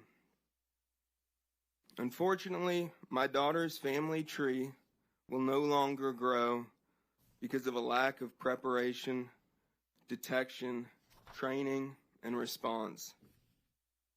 I am tormented every night around 2 a.m. I cannot sleep. I will forever be haunted by the fireworks on the 4th of July, standing outside the morgue, only to then have to wait till July 15th to bring Virginia home. Despite the pain, Virginia was simply incredible. It was an honor to love her and be her father. A wise person once said, "When someone you love becomes a memory, that memory becomes a treasure."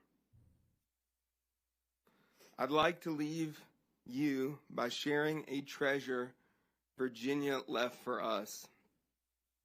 Her last song she ever composed, Virginia's song.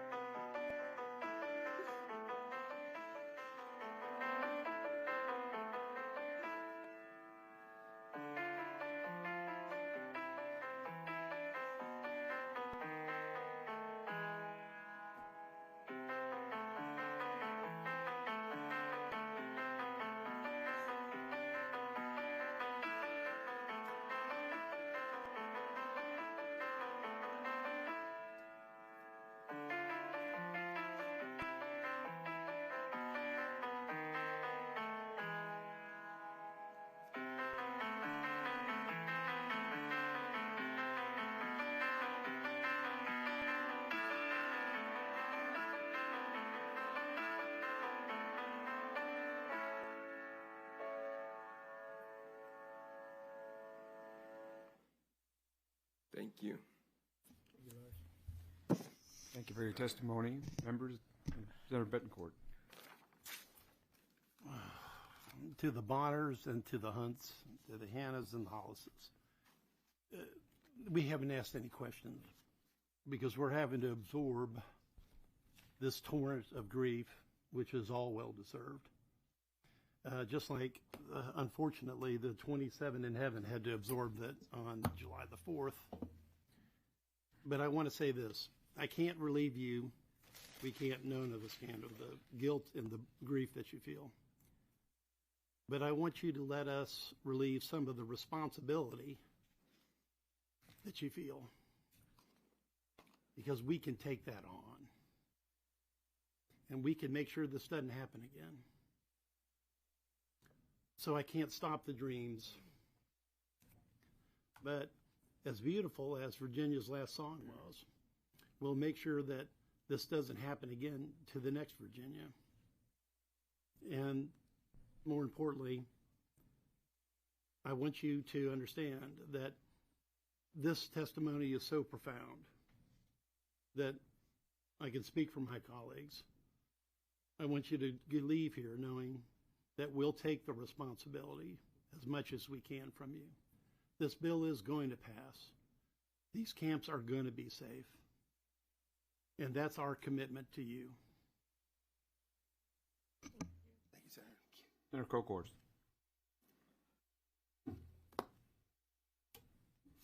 Thank you.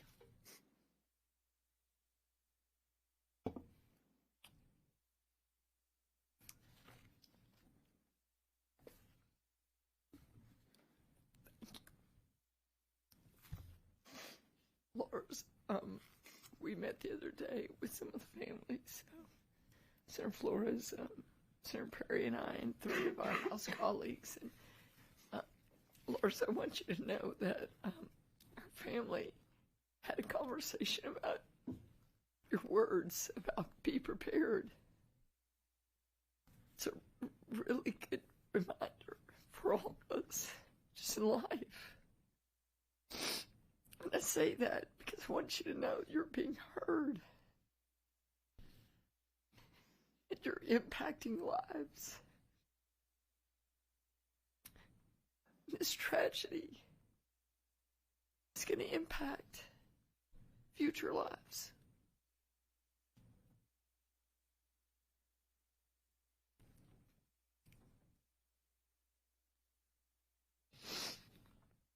My chief of staff said to me the other night, I can't unhear their stories. I can't unhear their stories. And that's a good thing. Because of these lives of these precious children, we will never unhear the stories. And we will make changes.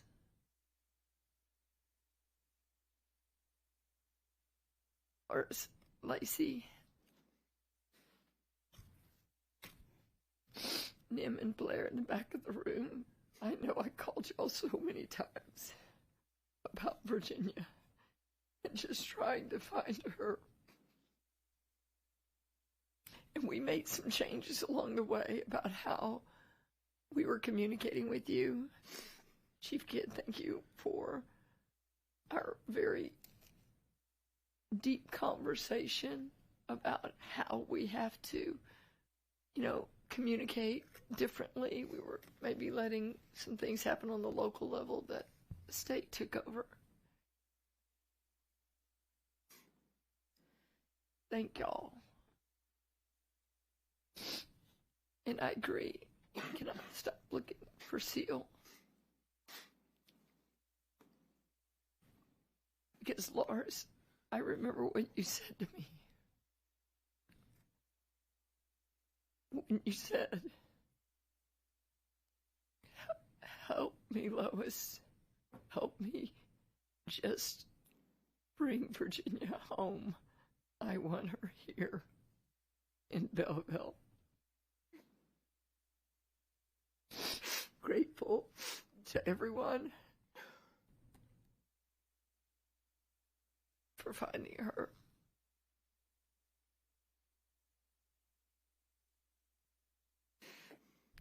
Thank you, all of you, for telling your story. Thank you. Because as Senator Bittencourt said, we will carry this forward. And you're right. I wrote down those quotes.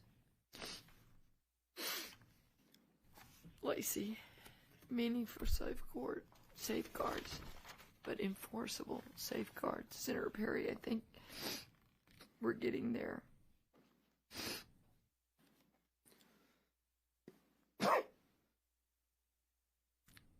No reason that camps can't be fun and safe.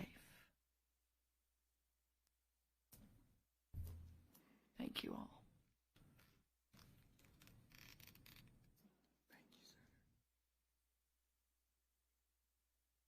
Thank you. Members, any other questions? Thank you all for your testimony, sharing that with us. At this time, we'll call up panel 4. Chair calls Brant Dillon, Ryan DeWitt, Ben Landry, and Matthew Childress. Brant Dillon, Ryan DeWitt, Ben Landry, and Matthew Childress.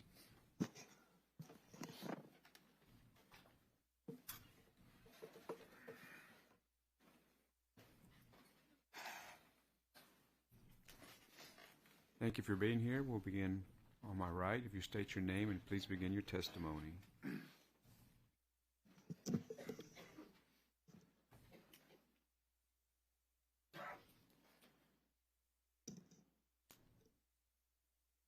My name is Brant Dillon. I'm the father of Lucy Dillon from Houston, Texas. Thank you, committee chairman, committee members, for allowing me to be here today to share a small part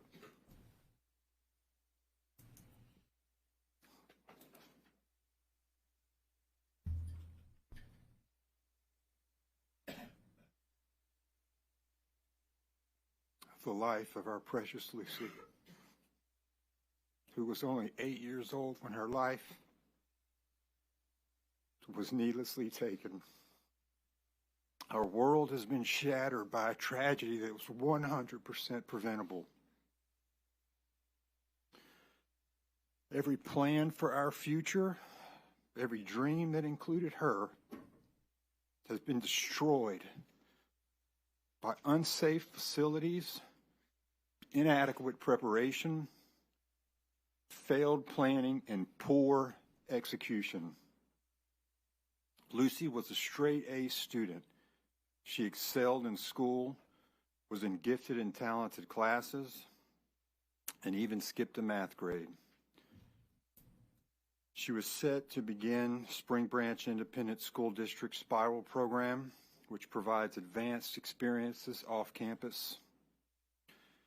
Credit those accomplishments to her mother's unwavering conviction and to Lucy's determination to face any challenge. This setting today would have been child's play for her. She was also an exceptional athlete, recently helping her softball and basketball teams win their league championships. I had the privilege and honor of coaching her and her friends since she was 4 years old. While she loved to win, the joy of her victories was often balanced by the compassion she felt for the losing team. She was kind, she was a leader, she was gritty, and she always gave 100% effort. Her younger sister, Charlie, was not a very good sleeper, and the way the responsibilities of the house took shape, I put Lucy down 9 out of every 10 nights for her whole life.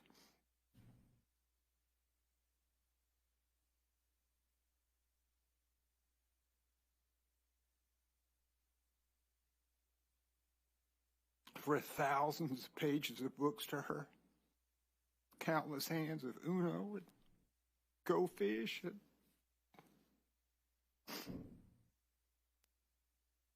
She was my best friend.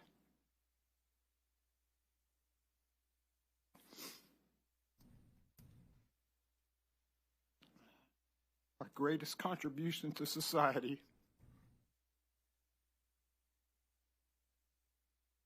And today I sit before you a broken man. When Lucy left for camp, it was the very first time she had ever slept away from us.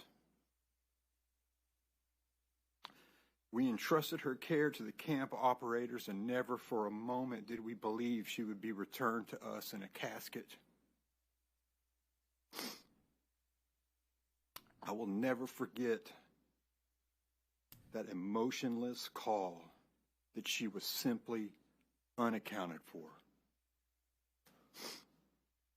We must make sure that when parents entrust their children to camps, that they can have the confidence that facilities are safe, operators are prepared, and emergency plans are sufficient and executable. And I'll add enforced as well.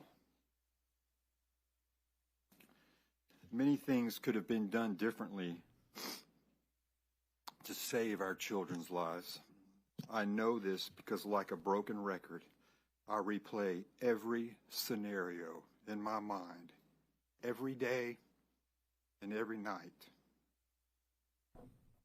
Always asking, why?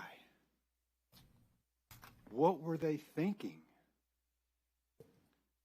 Why didn't they do this or that? In conclusion, I humbly ask you to support these common sense, nonpartisan camp safety reforms. Do not water them down so that no other parent has to endure what we and others have endured. It's the worst kind of pain and emptiness one could ever feel.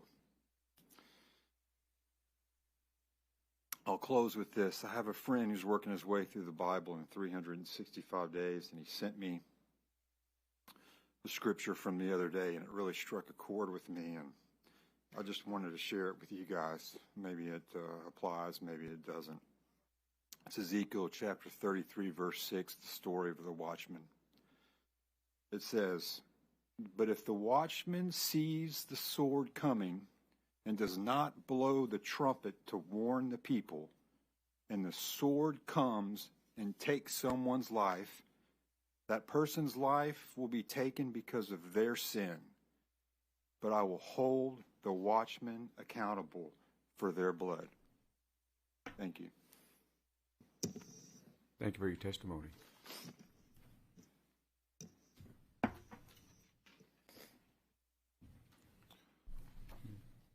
Good morning, Chairman Perry and members of the Senate Select Committee on Disaster Preparedness and Flooding. Thank you for allowing us to speak our hearts and minds today. As you've seen over the last couple of hours, this is impossibly difficult for this group to get up and do. We're doing it for our daughters, but it is not lost on us how difficult this is for you as well to hear this, knowing that you are parents and grandparents. We recognize how valuable your time is and are humbled by your willingness to share it with us today. My name is Ryan DeWitt, father of Molly Claire DeWitt. I'm here before you on behalf of my wife, Elizabeth, and Molly's older sister, Annie, who was also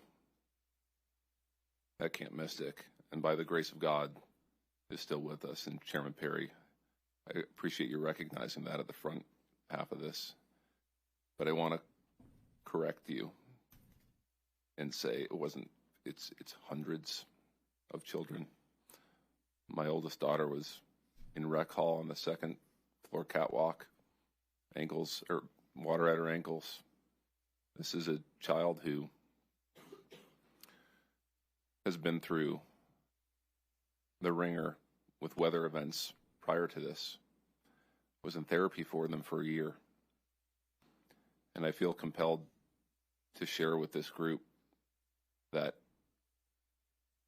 in the terror of that night, when she was on the catwalk with 100+ other girls, Annie, Molly's older sister, who was terrified of weather, found it within herself to lead her cabin in song and prayer in the face of what just months prior would have brought her to her knees. And I feel compelled to say that because my pride for my oldest daughter, Annie, is immeasurable. She's stronger than my wife or I. And I know she's going to watch this, and I want her to hear that out loud from her dad. Molly is one of the precious lives lost during the July 4th flood, along with her 26 newly minted sisters, who had formed an inseparable bond in just a week's time. Molly was and still is a bright light in this often broken world. She embodied so many amazing qualities despite her brief 9 years on Earth. She squeezed more into 9 years than many do into 90. Saying Molly was larger than life is no exaggeration. She was a humble little girl, so these next several bits would make her cringe, but I know she'll forgive me. Molly's relentless curiosity led to questions at all hours of the day and night, many of which I had never pondered as an adult. but probably should have. She wanted to know how and why the world worked the way it did. Some of it fascinated her, and some of it devastated her. She educated our family through her thought process. Her compassion was overflowing, always looking outside her circle of friends to see who else she could include, who might not have as many friends. She was drawn to those on the margins, the homeless, refugees displaced by war, children with disabilities.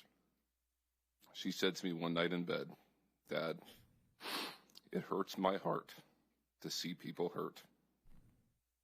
I have replayed that moment so many times over the last 7 weeks. Her generosity followed her compassion, often coming home from school and asking if we could buy things on Amazon for students that couldn't afford what we could. She would get very upset with me for not emptying my entire wallet for every homeless person we encountered. Her creative spirit was ever present, which she inherited from her mom. She planned to take over Elizabeth's interior design business when she got older, while running a taco shop on the side to appease Dad's career in the food industry. Her conviction was unwavering. What others thought and felt mattered deeply to Molly, but did not necessarily drive her decisions. Those were all her own, oftentimes to the chagrin of Elizabeth and I. Her athleticism and drive were remarkable. A talented soccer player from an early age, she didn't understand giving less than 100% of the time. It just didn't register as an option for her. That was evident in everything she did. Her faith in God was deep and unwavering, which Elizabeth and I always emphasized as important, but something that she took to another level all on her own. We continue to find notes and papers of prayers that she wrote to herself that are evidence of her love for our Lord. Molly was radiant, stunning in a way that went far beyond her appearance. Her beauty wasn't just seen, it was felt. Her expressive face told stories of joy, mischief, compassion, and light. Her vivid blue-green eyes held remarkable depth, connecting especially with those who felt unseen. She made people feel known, not just with her words, but with her presence. Molly's beauty was most powerful because it reflected the love and empathy she carried within. Molly's presence brought joy and inspiration to everyone she knew. She lived generously, loved deeply, and left a lasting impression on hearts far and wide. And most importantly, Molly was in ongoing awe of her older sister, Annie, every minute of every day. Annie taught her things Elizabeth and I could not. Molly was her biggest fan and always will be. The joy on her face when Annie allowed her to hang with the older girls cannot be put into words. For Elizabeth and I, our greatest life achievements are our daughters, Annie and Molly. What I've noticed over the last several weeks through texts and conversations with our new family seated next to me and behind me is that while Molly was no doubt unique in her own ways, she shared so much in common with her 26 new sisters. These young ladies were cut from the same cloth, destined to lead with love and change this world.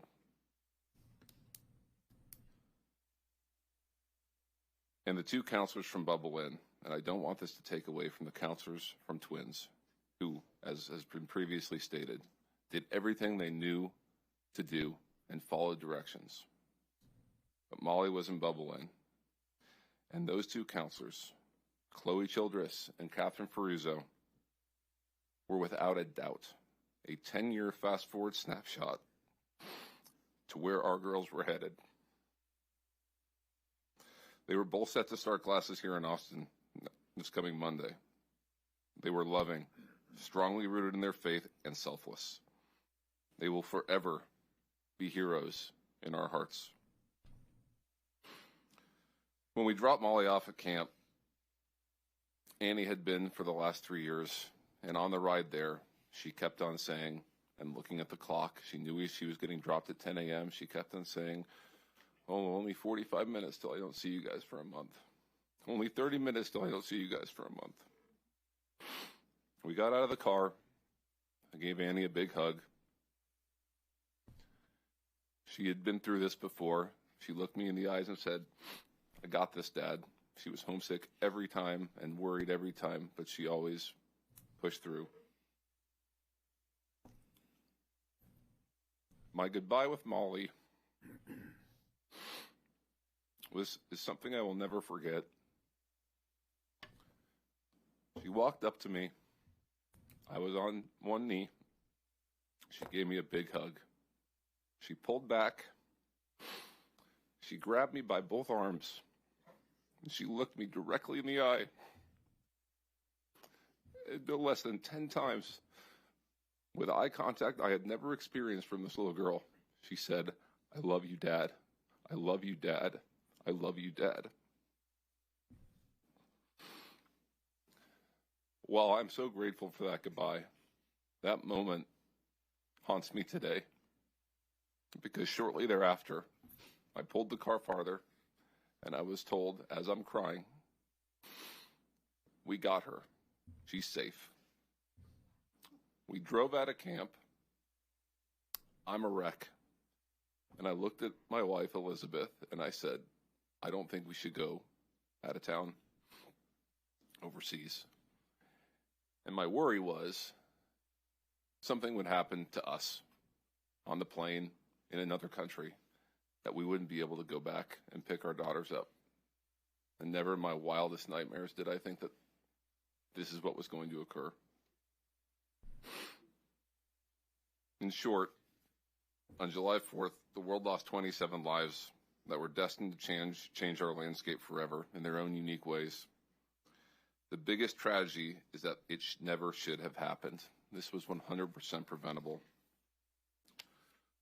We are here before you today as grieving parents, as you've heard, living in an unimaginable nightmare, but also as pillars of strength for our daughters' legacies, to ensure that what happened on July 4th never, ever happens again. Senate Bill 1 is long overdue, reflects common sense life-saving measures that every camp in Texas should be required to undertake, taking the appropriate preventative measures to remove as much possible risk of disaster, in concert with doubling down on detection, training, and response when the disaster does occur. It's the only path forward here. Every camp should consider the location of their buildings and sleeping quarters. Every camp should utilize a functional and effective early warning system. Every camp should have a detailed evac plan that is documented and run through, both in and out of camp session. Every camp should have an adequate adult to camper ratio. Corners cannot be cut. Arms cannot be twisted.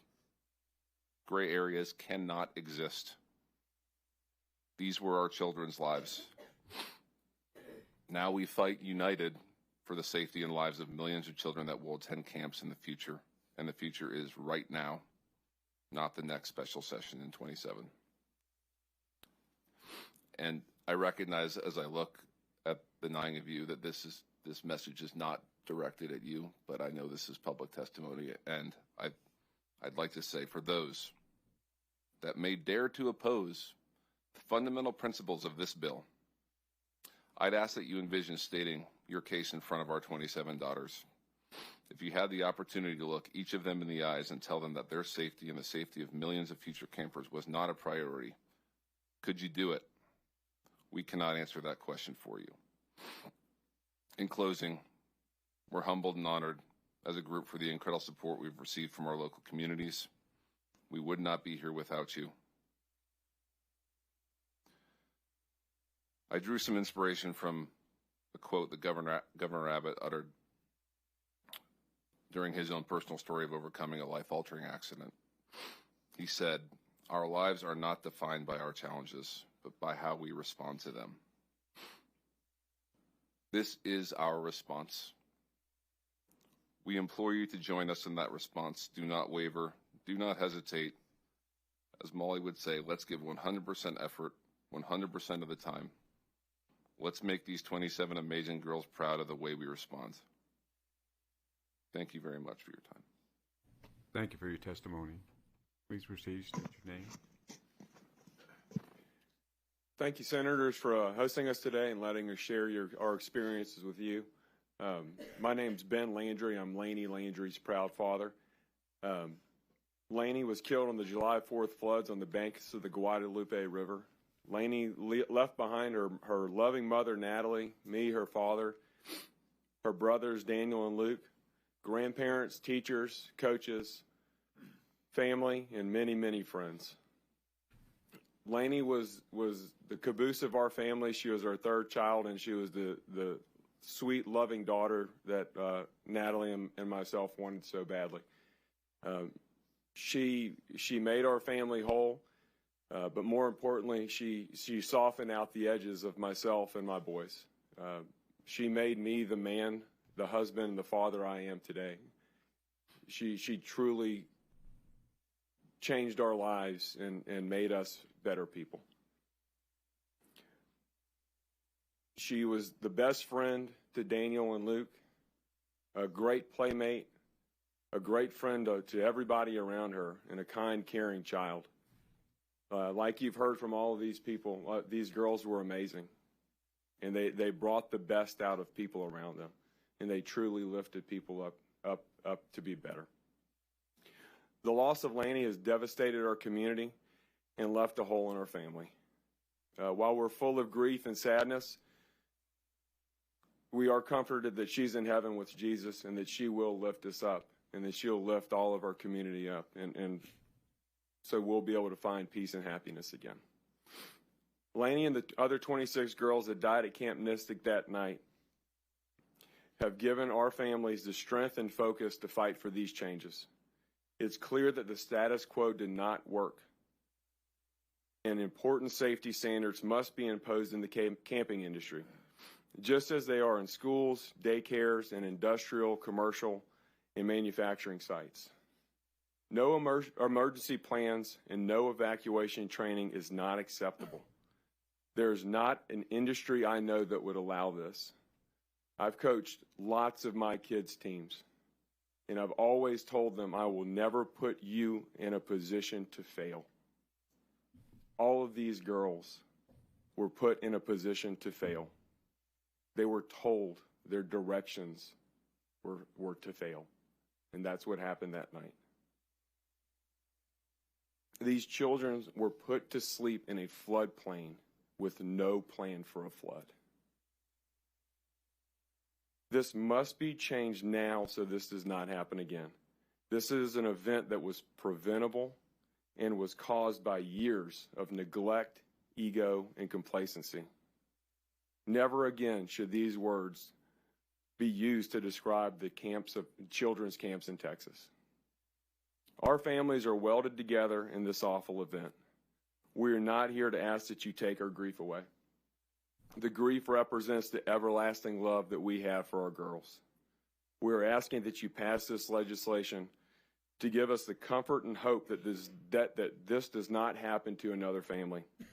They did not, so they don't have to deal with and live through this grief and pain. I want to thank you all for having us today and working to pass this legislation. And I want to give a special thanks to the Texas communities and communities all across the country that have supported us and prayed for us. In particular, I want to thank the St. Michael's and St. Teresa church and school communities in Houston, the SBMSA and Post Oak families, and all the close families and friends that have loved and cared for us. In particular, I want to, even more detailed, I want to thank the families, the 26 other families here who have all lifted each other up, have supported and cried together and helped each other and to get through this time. Like our daughters, your kindness will not be forgotten. Senators, we ask you to pass this bill to make sure that this doesn't happen again. And we also ask for your commitment to make sure that the full resources of the state of Texas are committed to finding Seal Stewart and to bring her home to her family. Thank you all for your time, and God bless you. Thank you for your testimony.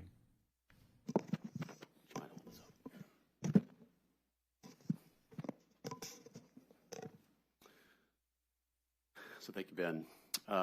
So I'm Matthew Childress, and I'm honored to be the father of a hero, Chloe Madeline Childress. I am the caboose today, so I'll be the final one that you'll be hearing from and the final one that will torture you with these stories. But I want you to remember there are many more that did not testify. And these are the realities that we will live with the rest of our lives. As you said, Senator Kolkhorst, don't unhear them. We need you to remember them. We need you to be tortured by them, as we are every single day. We also need you to appreciate this is not just 6 weeks of grief that we've been going through. This is 3 weeks of unprecedented coordination and unity of these 26 families for these 27 girls to effect positive change, to figure out this 4-dimensional puzzle for positive change in the future. So on behalf of Heaven's 27, thank you. Thank you for taking the time, the effort, the support for camp reform. Thank you, committee members, Chairman Perry, and all of the co-authors of SB 1. And also to the state leadership, the governor, lieutenant governor, and the speaker. And I also want to thank the camps that have been reaching out for meaningful change and alignment. That's meant very, very much. And I also am very sorry, and I want to offer all of my condolences to all of those others that lost their lives, not just at Mystic, but this horrific accident, all 138, plus the continued support for the search for Seal. So this is my daughter. Let's make sure it's up. Is it up? Yeah, this is my daughter, Chloe. Chloe was 18 when she was killed. This is a grown woman. She is survived by her brother, Jack, 15, who started his sophomore year today at the Kincaid School in Houston, Texas. My wife, Wendy, wishes she could be here, but she wants to ensure he is launched into a normal school starting day and is there to support him for that. So one of my nicknames for Chloe was that she was my hero. For all that she had accomplished, I was so proud of the independent woman she had become and all that she had to come in the future. Not to mention she was just a better human than me. She was one of the counselors, along with Catherine Ferruzzo, in the Bubble and Cabin where all lives were lost. As others have testified, we tried our best to not think about the horror, the terror, and the fear that happened in that cabin that night. 14 girls scrambling for their lives because they did what they were told to do. But as we fast forward, it does turn out that Chloe was not just my hero, but she was an actual hero. Chloe and Catherine both died as heroes trying to save all those sweet little girls. Chloe's from Houston. She graduated from the Kincaid School as a cheerleader, cross-country runner, and a lover of music. She was to attend the University of Texas to study pre-med and to ultimately become a doctor. Chloe was the perfect balance that I could ask for. She was fun, she was spontaneous, she was a troublemaker, she made all of her friends laugh. But she was also smart and studious and driven. And because of this, I called her the machine. She was also a rule follower. As her father, this is what I taught her. I taught her manners. I taught her respect. I taught her to obey orders and authority. She did what I told her. She followed directions of the authorities. And that is what killed her. Last Thursday, instead of moving my daughter into Hardin House, about a mile from here, to start her freshman year, I was at the state capitol with 25 other grieving families that had lost their daughters. We were there to plead with state leaders, asking them to take action so this tragedy would not happen to anyone else in the future. So there are over 1,000 camps operating in the state of Texas with deep history, roots, and impact across the social fabric of our state. As a boy, I attended camp in Hunt. The women in my family are 3 generations of Camp Mystic.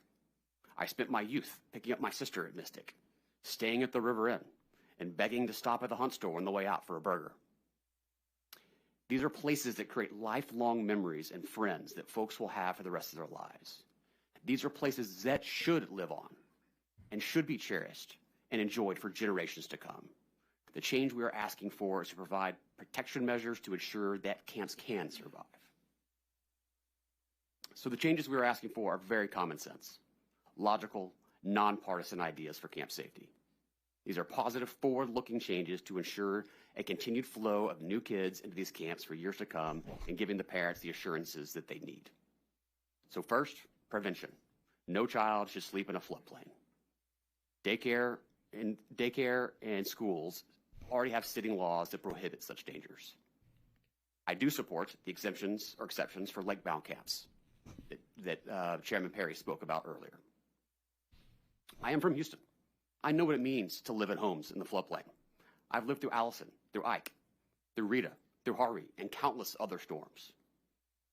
And as I tell many people, it's not a question of if a Category 5 hurricane will hit Houston.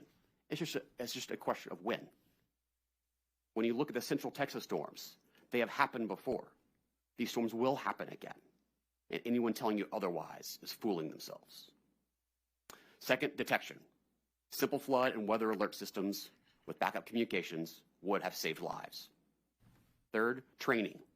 The official plans at most camps are to stay in place. The girls who died here were the ones that followed that plan. Training should prepare staff and campers to act, not to wait in danger. And then finally, response. There needs to be better coordination with local first responders because in an emergency, confusion kills, and we saw that on July 4th. These are basic protections that all parents should expect when they entrust their child to a camp. They are not costly, and camps have simply been exempt. That exemption has now cost lives. So we need to, from a timing perspective, we need to make these immediate changes in this special session with everyone's support because people are already enrolling their children for summer camp next summer in 2026. But we are also here to remind all of you that we are here for the long haul. We have to live with all of this for the rest of our lives. I plan to make it my second job so that no other parent has to go through this type of pain. As we look towards other meaningful reforms across the spectrum in future years, in future sessions, hopefully you'll see me again in the future. Again, pressing for common sense, nonpartisan reforms that everyone can support. People ask me every day how I'm doing. I tell them the truth. And for the record, I tell them, this sucks. This pain is unbearable. Chloe was killed following the manners that I taught her. I lost my firstborn, my machine, my running buddy, and my hero.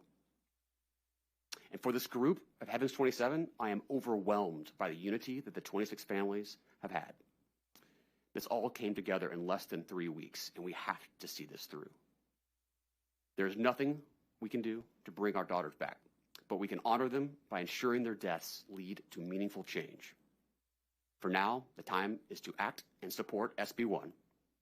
For my hero, Chloe Madeline Childress, the rest of Heavens 27, and for the millions of campers and parents in the future, so this does not happen again. Thank you all for your support. Senator Betancourt. Thank you, Mr. Chairman. Gentlemen, I just want to tell you, your testimony is absolutely 100% correct. There is a lot of grief in this room, but there's also anger. You know, I have to suppress it now because I feel what could have occurred and what didn't. But I also know that there's 1,100 camps out there that, and many of them do it the right way. This camp was horrifically wrong.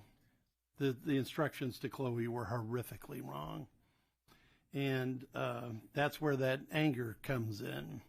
I have to portray my Irish Catholic, or betray it, I guess, to keep from reacting to it, because I feel it too. You don't have to worry about, a couple of you mentioned bipartisan. There was no partisanship here. My classmate and friend Jose Menendez and I and Senator Blanco has sat through everything in Kerrville underneath the Dios from Senator Flores and Chairman Perry. And we're going to make these changes stick because they are common sense.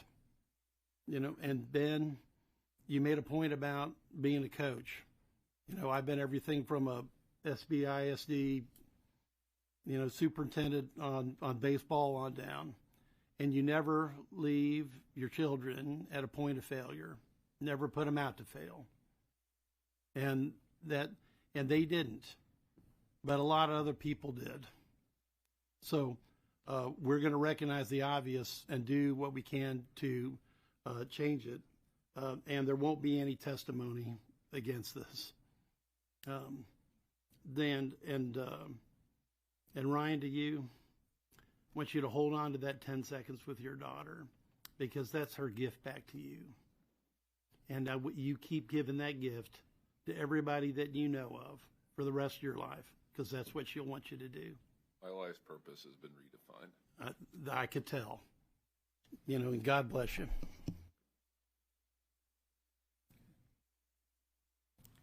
Thank you for your testimony, and we appreciate you being here.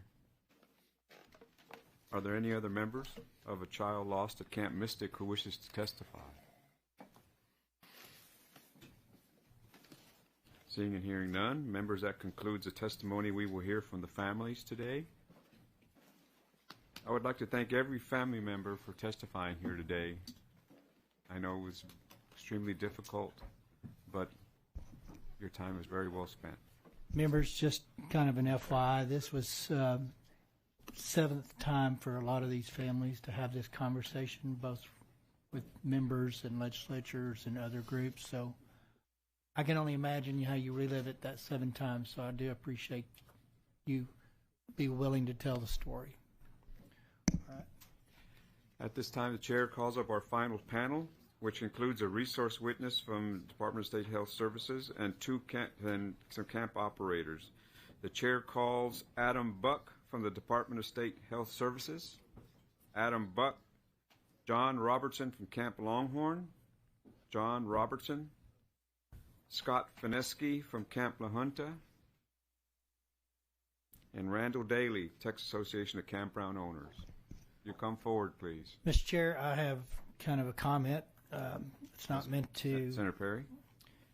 I looked down the list of those that are testifying from the camp groups, and I'm not going to tell you how to register, but I would suggest that an ON is not supporting a bill. So you better have and better get ready for some hard questions for an on the bill. That is really not, I think, going to be well received. So you can choose to register that way. You can choose to register against it or for it. But I think members are going to want to know why you can't support common sense legislation. So that's y'all's call, y'all's prerogative, and y'all's privilege, and I'm not going to beat you up with it. I can't say the same for every member on this legislative panel. So as you go through this, if you want to make your change, it's a good time to state on the front end that I have switched it from on to support. If you choose not to, the members will do what the members need to do. I appreciate that. Thank you, Mr. Chairman. I'll begin on my right. If you state your name, who you represent, and your position on the bill, and proceed. My name is Randall Daly, and I'm representing the Texas Association of Campground Owners and myself as a campground owner, and we are for this bill, and we support this bill and happy to help in any way that we can, and thank you very much for your work on this bill. My name is Scott Fineski, and I'm testifying on behalf of Camp La Junta in support of Senate Bill 1. Thank you. And John Robertson from Camp Longhorn. Again, as my compadres here say, we support this legislation. You're currently registered as on, so you want us to change that to support? That is correct. We wish to change the registration from on to in support. Yes, please. Thank you. So noted. Chairman Perry, members of the committee, I'm Adam Boog. I am the Associate Deputy Commissioner for the Consumer Protection Division of the Department of State Health Services. I'm here to provide some information about our youth camp licensing and inspection program. Senator Perry. So questions for dishes just specifically. First of all, I'm going to kind of give you a lifeline here. So I want your colleagues in dishes to take heed here today.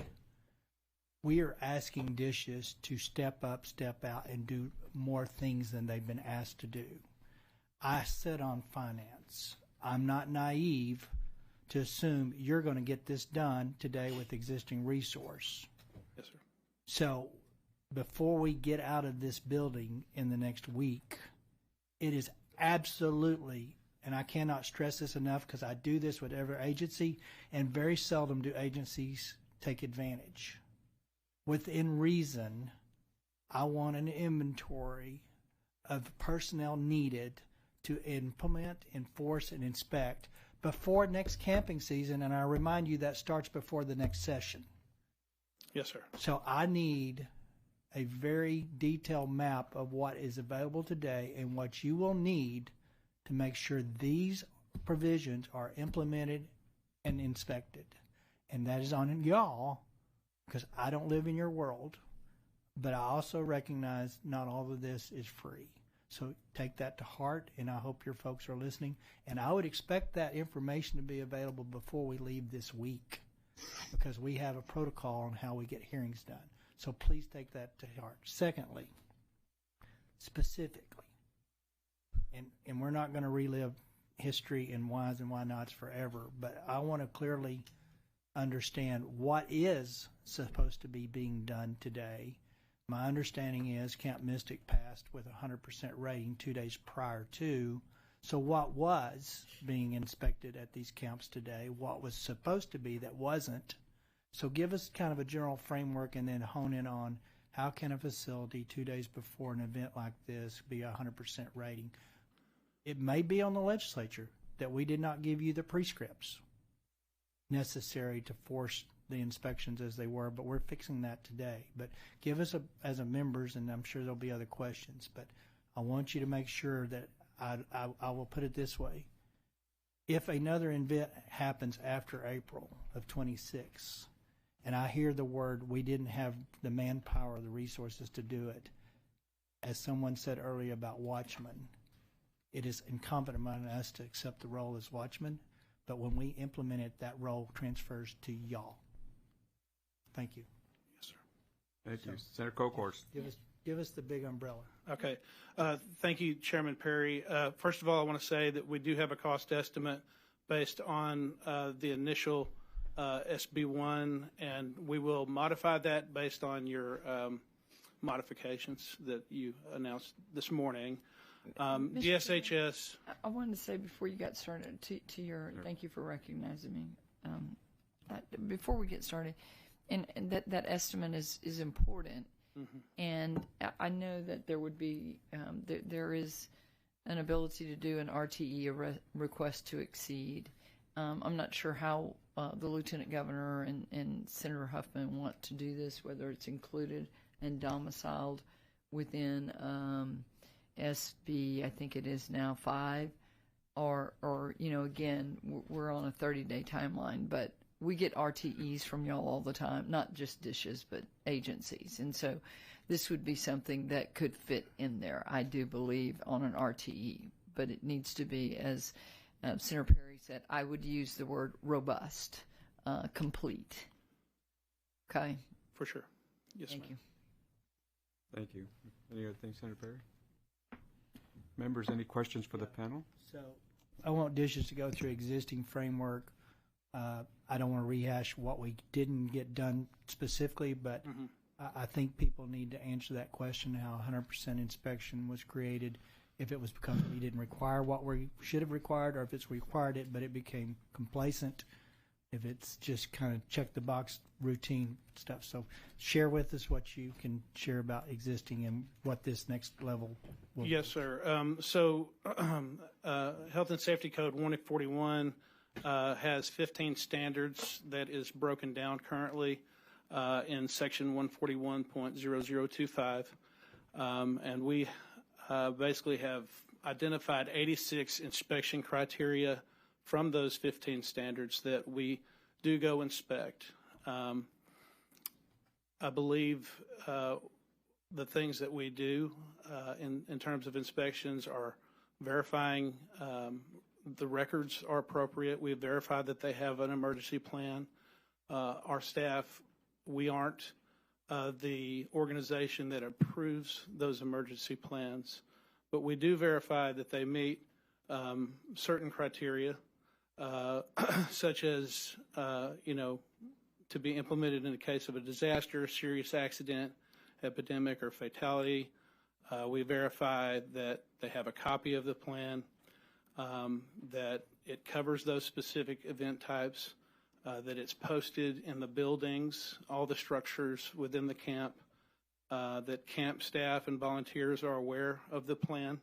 I understand that we do some interviews of a select amount of staff to verify, about the emergency plan. And then documentation in the office that each member is trained and properly qualified to be there with the kids. One of the things that we do verify is the, supervisor to camper ratio. So we need 1 supervisor to 10 campers. And we do verify that. Are there other specific questions that you have? That's a very broad overview of the top things. There are 86 inspection criteria that we look at, though, so I just touched on a few there. So in earlier testimonies in Kerrville, and it was a gentleman that was familiar with camp businesses and had actually worked on site with many of the camps. He made a comment that 6 of the 19 had an evacuation plan. Is it your experience that every one of the camps required to be inspected, had an evacuation plan? Or do you have deficiencies? Okay, so the requirement for an emergency plan is that it has procedures for emergency shelter and for evacuation of each occupied building in the facility. But what I'm asking compliance.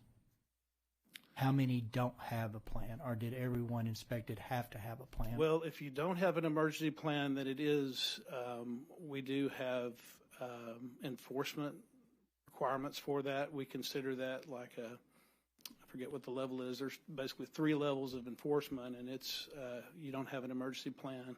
You can yank a license?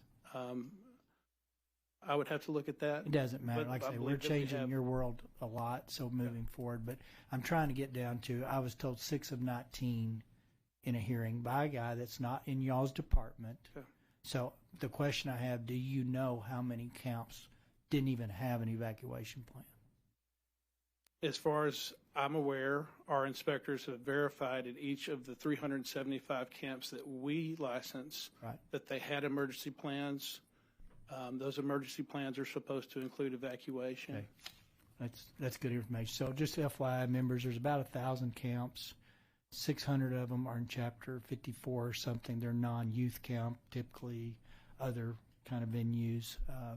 So they are responsible for about 354, I think is the number. So Dishes is. So that's kind of the background on that. Senate Bill 1 is the framework for what we believe that will help hopefully prevent another event like what we just done. I caution to camps and state employees, this is only good as the people that engage it. And so one of the biggest contributors to what we found out, and it could have been any camp, I promise you it could have been any camp, was complacency and human nature and out of sight, out of mind. And 4 years from now, when this event unfortunately fades into, where only those personally affected remember it, there's a good chance that if inspectors are not extremely diligent in pursuit of making sure this stuff is followed through, we wind up with a new event regardless of what the bill says. So it's incumbent upon state agencies and members. As members, we get calls. There's so-and-so out here inspecting us, and we think they're not being fair. What can you do? So I would just say on this stuff that as members, we do assume the role and walk through what the issue is, but never yielding from what we're living through today with these families, that there's a reason we're going here. So it's real easy to get into that member role, trying to help, trying not to make anybody mad. But that's not our role. Our role is to make sure these kids are safe going forward. So, and I'm not upset with Dishes, to be clear. I just think that we had a lot of complacency and box checking that becomes partly routine over time. So I appreciate that. Senator Menendez. Thank you, Mr. Chairman. Is it Mr. Buick or Buck? Book. Buick. Okay, Mr. Buick. I see you mentioned you testified that you licensed 375 camps. In FY25, yes, sir. Of those 375 camps, what schedule, what type of rotation are they on? How often do you actually have them inspected? Is it once a year? Is it once every 2 years? How often can we the public rely that they're inspected? So the way that it works, we have two different kind of license. We have new licenses, and those licensees require a pre-license inspection. So we'll get the application, we verify that they go through a background check and all that. Once the application's good, we assign an inspector to go out and conduct a pre-license inspection.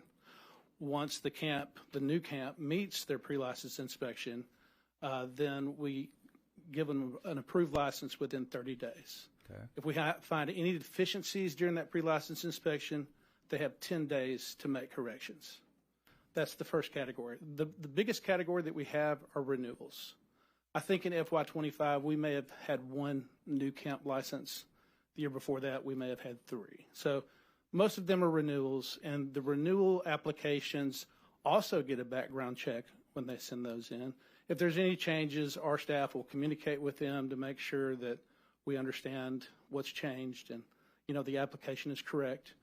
But we do an annual inspection sometime during the operational period, which is typically June through August, the youth camp season while school is out. So all 375 camps have an annual review? That is the goal. I've been told that we have some camps that are licensed that only operate like 10 days out of the summer, and those are a little harder to get to. So for FY24, we got to 95% of the licensed camps that year. But again, the goal is every camp, every year, at least once. Very good. Thank you. Thank Senator you. Kokors. Just want to follow up on a couple of questions. I have a history of different bills that were filed all the way since 1973 on camps. Some of those being waivers, carve-outs that have passed the legislature. And so just as a point of reference, we'll be looking at all of those and trying to make sure that we didn't make some mistakes along the way with some of these waivers. And so the other thing that I would like to ask is, of the licensed camps, do we have a record of how many are accredited by the accreditation process that's kind of a national standard? First of all, on the waivers, I was texting my staff while we were hearing some of the testimony earlier, and they have confirmed we're not aware of any waivers that have been requested or approved at this time with current licensees, just so you know. The second question, what was the second question? It was about accreditation. Accreditation, I have heard about certain camps that are accredited. I don't have that number right now, but we can certainly get that back to you, Senator Cooper. Thank you. There would be, some that would say, and we use accreditation processes for a lot of, the myriad of things that we oversee. We have SACs for colleges and things like that. So it might be something that we need to consider as a standard. It's kind of a gold standard, obviously. So I know I've had some questions about that. Thank you. Senator Perry. Thank you. Back to the waivers. I guess I'm just not even thinking. This resets. SB1 resets. Yes, sir. I heard. It's as if nothing existed today. This is the new one. So any waivers of the past, gone.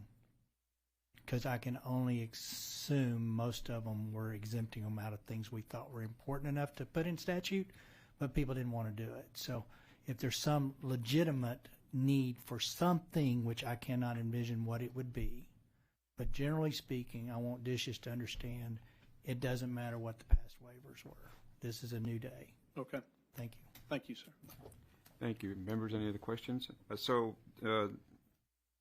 Mr. Daly, do you have any testimony that you wish to present? No, sir, we're just here in support of the bill. Have any testimony you wish to present? We sure like to hear it if you have some. Sure. Chairman Perry and members, thank you for letting us come in and testify today. Again, my name is Scott Fineski. I'm the owner and director of Camp La Junta in Hunt, Texas.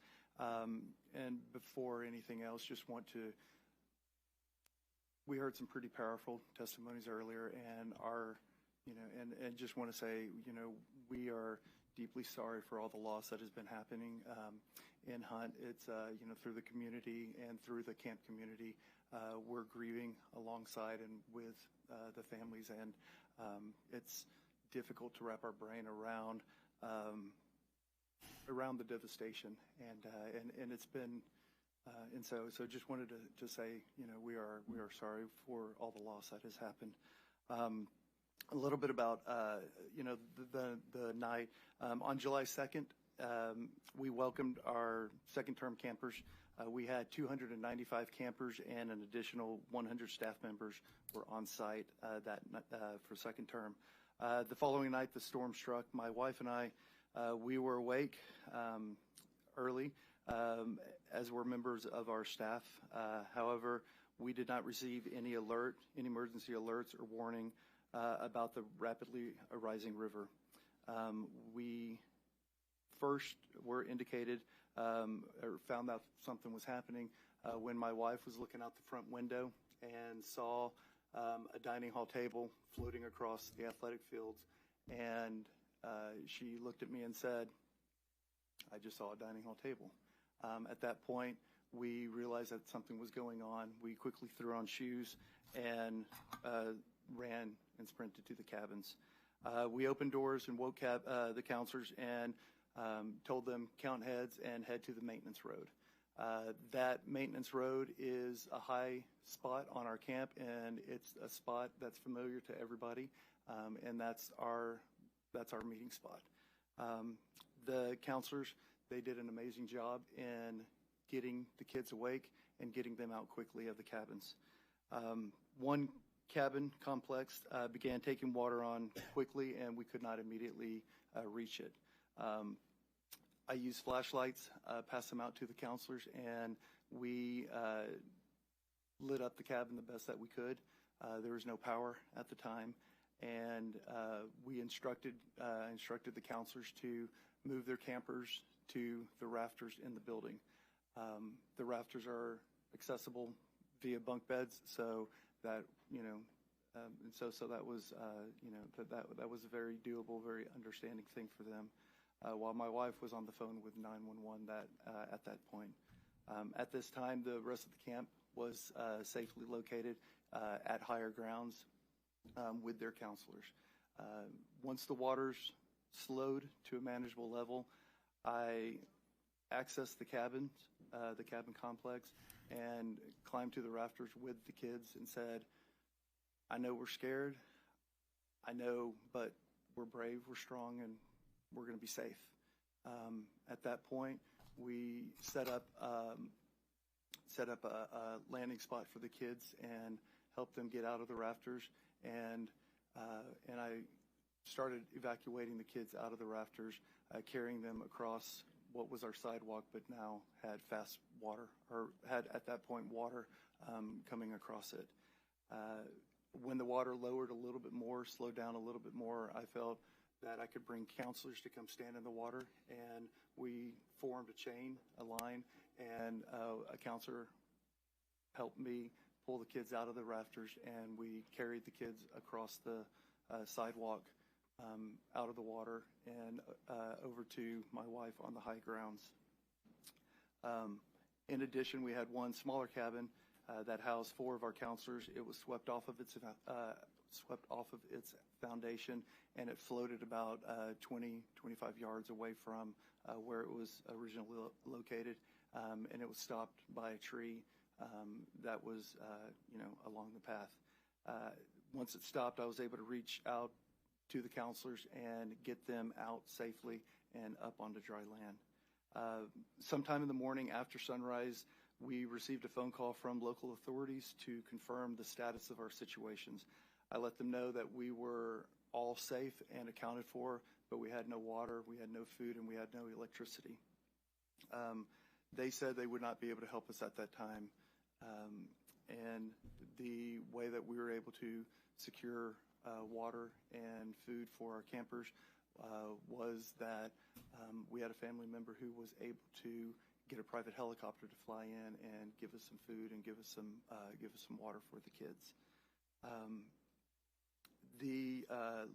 Throughout the day, we had our kids staged in the high cabins that were untouched by the waters, and my wife and I, we were calling everybody that we could to try to figure out how we were going to be able to get out of camp. We did not receive any help in that way. My wife called the superintendent of Kerrville ISD and said, "We need buses." He said, "Give me an hour and a half." And he sent school buses out, and when in communication with the local fire chief in Hunt, we determined when the water was going to be low enough that the low water crossings were going to be passable, and he had buses waiting, and when they opened up the bridges, they were one of the first vehicles to get across.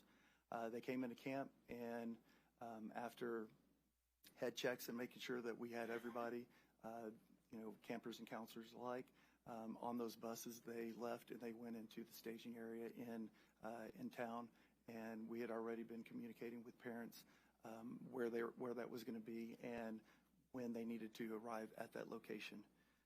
And that was about 6:30 that night that we finally were able to evacuate camp. In the history of Camp La Junta, we've never witnessed flooding at this level. The river exceeded our previous high water mark, by a large amount. And while we cannot go back in history, while we cannot go and change what happened in the events, we're committed at Camp La Junta, and a lot of the camps in the Hill Country are committed to moving forward and continuing to, provide camping programs in a better, stronger, safer way than previous. And with SB1, we feel that this is going to help us out. And so, thank you guys for your diligent and quick work on this.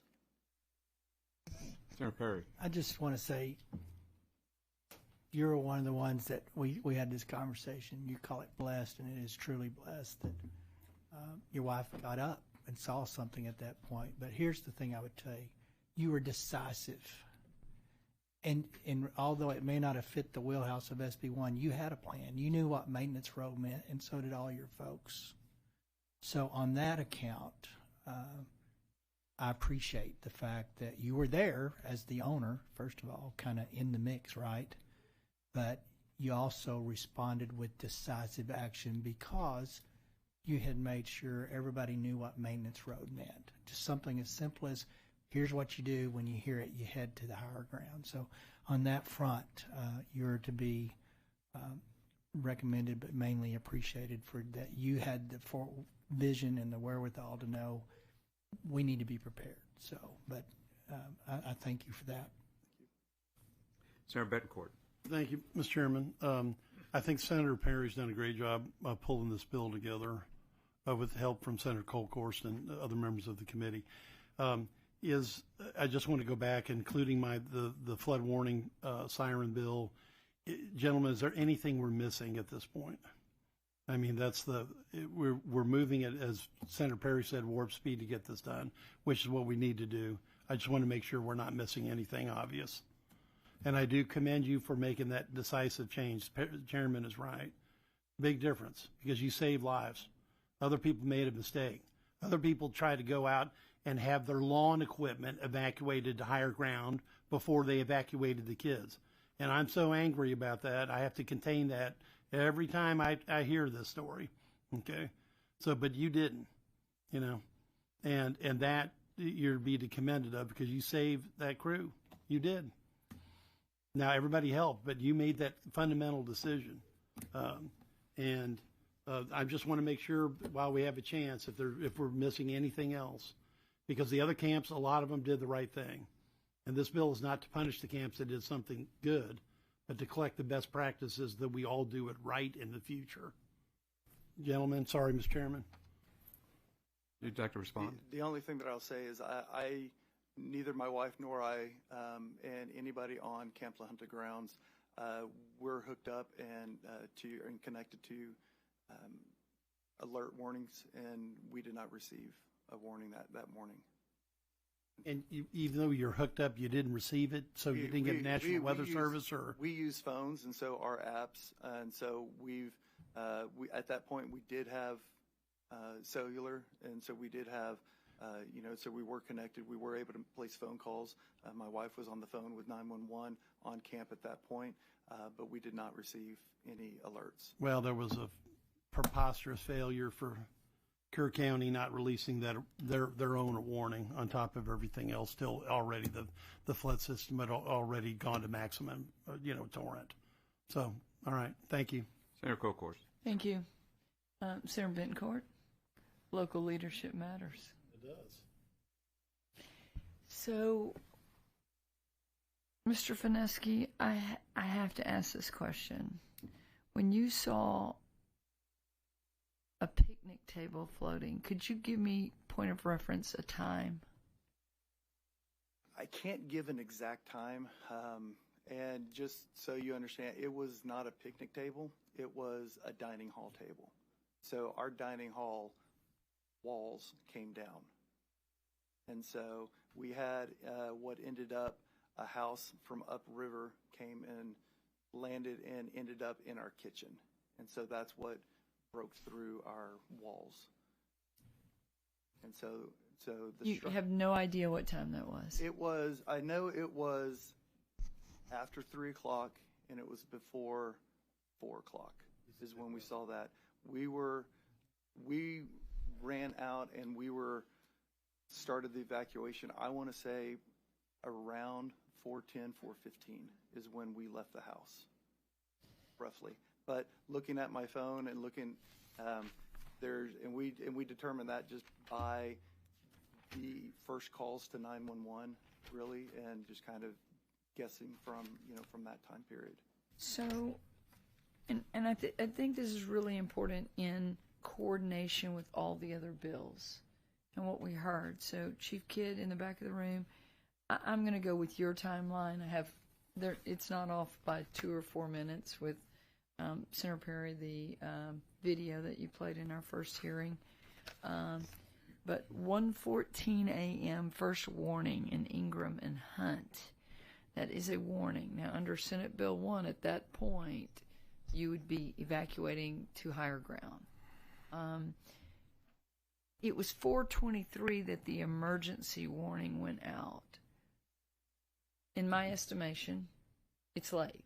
And I've really focused in on, during our hearings, and Senator Perry, excellent panel of meteorologists who have talked about better instrumentation, and this is for decades, between Del Rio and Brownsville, it's 780 miles roughly, that we don't have a weather station, that maybe we should have one in between, and then the instrumentation. So at 1:14 a.m., I have to ask this question. And this is the devil's in the details of how you get that warning. Originally I'd filed Senate Bill 6 of the last special, Senate Bill 60, and it's requiring y'all to monitor weather radios. Chief Kidd, you've talked about the simplicity of yesteryear where you have simple instrumentation that you're listening to. What would you have done at 1:14 a.m. with a warning? And this is for us to better understand Flash Flood Alley. Different than Camp Longhorn. Right. Different geography. And that's really important to understand Flash Flood Alley and the geography, which higher ground, I don't know if at La Junta it's available. It certainly is at Mystic. So what would you have done just for us to understand the implementation of these bills that we're working on? First of all, I would have, we would have talked to our security guard. We do have an active security guard at night. Even with the security guard, there was, failure in that point that we spoke with them during the night, and there was no warning of rising waters or anything like that coming into camp. If I had received a warning at 1:14 in the morning, I would have gone down. We would have looked at materials. We would have looked at equipment to see what was on the floodplain, and that's the first thing that we would have done. I would have known that campers were not, down in the area. They would not have been down along the riverfront. From where I've seen the water, I would have, that's where we look at our flood lines and of what's coming to camp for. And so I would have, started there, and we would have made sure that our security guard knew about the warning and would have continued to. Would you have evacuated children that are sleeping in a floodplain? We did not have, we only had one cabin in a floodplain, and I would not have evacuated them. I would have had our security guard stationed over and been paying attention in main camp with the idea of looking at rising water. But I would not have evacuated them immediately from at 1:14 in the morning, no. Hindsight's 20/20. Right. It's very clear. Exactly. What would you do today? We would definitely evacuate. I mean, definitely I would have, again, talked to our security guard, and we, and had that urgency to be aware of the warnings, to be aware of the situation. But definitely we would have looked at, evacuating, buddying them up in the, in the higher cabins. And we would have done that for sure. So I look back at my notes from Kerrville, and I have to say to the parents, I wrote down on y'all's testimony, and I haven't counted it up, complacency was a very recurring word that I wrote down. Complacency, complacency, complacency. 67-year-old woman living in Kerr. She'd seen 25 floods in those 67 years. She said complacency by residents. We were complacent. She said 2025 is the new benchmark versus the 1932 benchmark. Her other quote was, Mother Nature humbled us. So now, and you say sidewalks and things, and I'm saying this for every youth camp out there. I'm saying this for every resident who has a property on a river, because I know one of you talked about not just the 27, but I mean, there were 132 people lost in this flood. There is a new benchmark. The older gentleman, Chairman Perry, that testified, who his family had a cabin, his wife's family had a cabin since 1930. He's a mile down from Mystic. He's near you. And he said, 1930, we'd never seen water anywhere near her family's cabin. And something woke him up at about 2:40 a.m.-ish, 2:40, and he said he looked out and he said, oh my gosh, we got to get out of here. Wakes his wife up, and you remember this, Senator Menendez? Mm-hmm. And his wife's friend, and says, we've got to get out of here. And when he stepped out of the back door, he said, I stood in water, and he said, we can't get out. And they climbed up in a tree, and the water got to his waist. And he said, this is probably it. And at that point, it just barely started to recede. So this is a new watermark, right? Right. What will you do, and what changes will you make? Well, I mean, for sure, the emergency planning, when we look at... Pull that microphone a little closer, because I think it's important for all camps and for all campgrounds. Senator Perry, you created a new chapter in the Health and Safety Code, and under a new section, I think it was 700 and something, for campgrounds. I mean, like, not youth camps, campgrounds. What would you do differently now? What changes are you going to make? So the first ones are going to be obviously the emergency evacuation plan. I mean, the way we deal with floods, because like you said, we now have a new benchmark. We know what can and will happen, and so we are going to, as an organization, we're going to, make sure that we write that down. We do train on our emergency action plan, and so we will continue to do that. We do have, and we will, and we train our kids on the emergency plan as well. On our first night, that's part of our opening night meetings, that the counselors draw attention to that plan. We address it as a camp. We do that, and the activity counselors are trained on that, because our emergency plan is not just a one-size-fits-all, because some kids will be on one side of the property while kids are on the other side of the property. So what they know from the cabin is not what they know when they're in canoeing class or something like that. And so we will continue to train, and we're going to be more diligent and just making sure that everybody truly knows our plans, and that is what we're looking at. So in following up what Senator Bentoncourt said, are we missing something? This is, and I want to say to everybody, this is just the bar. You can do more than what we put in statute.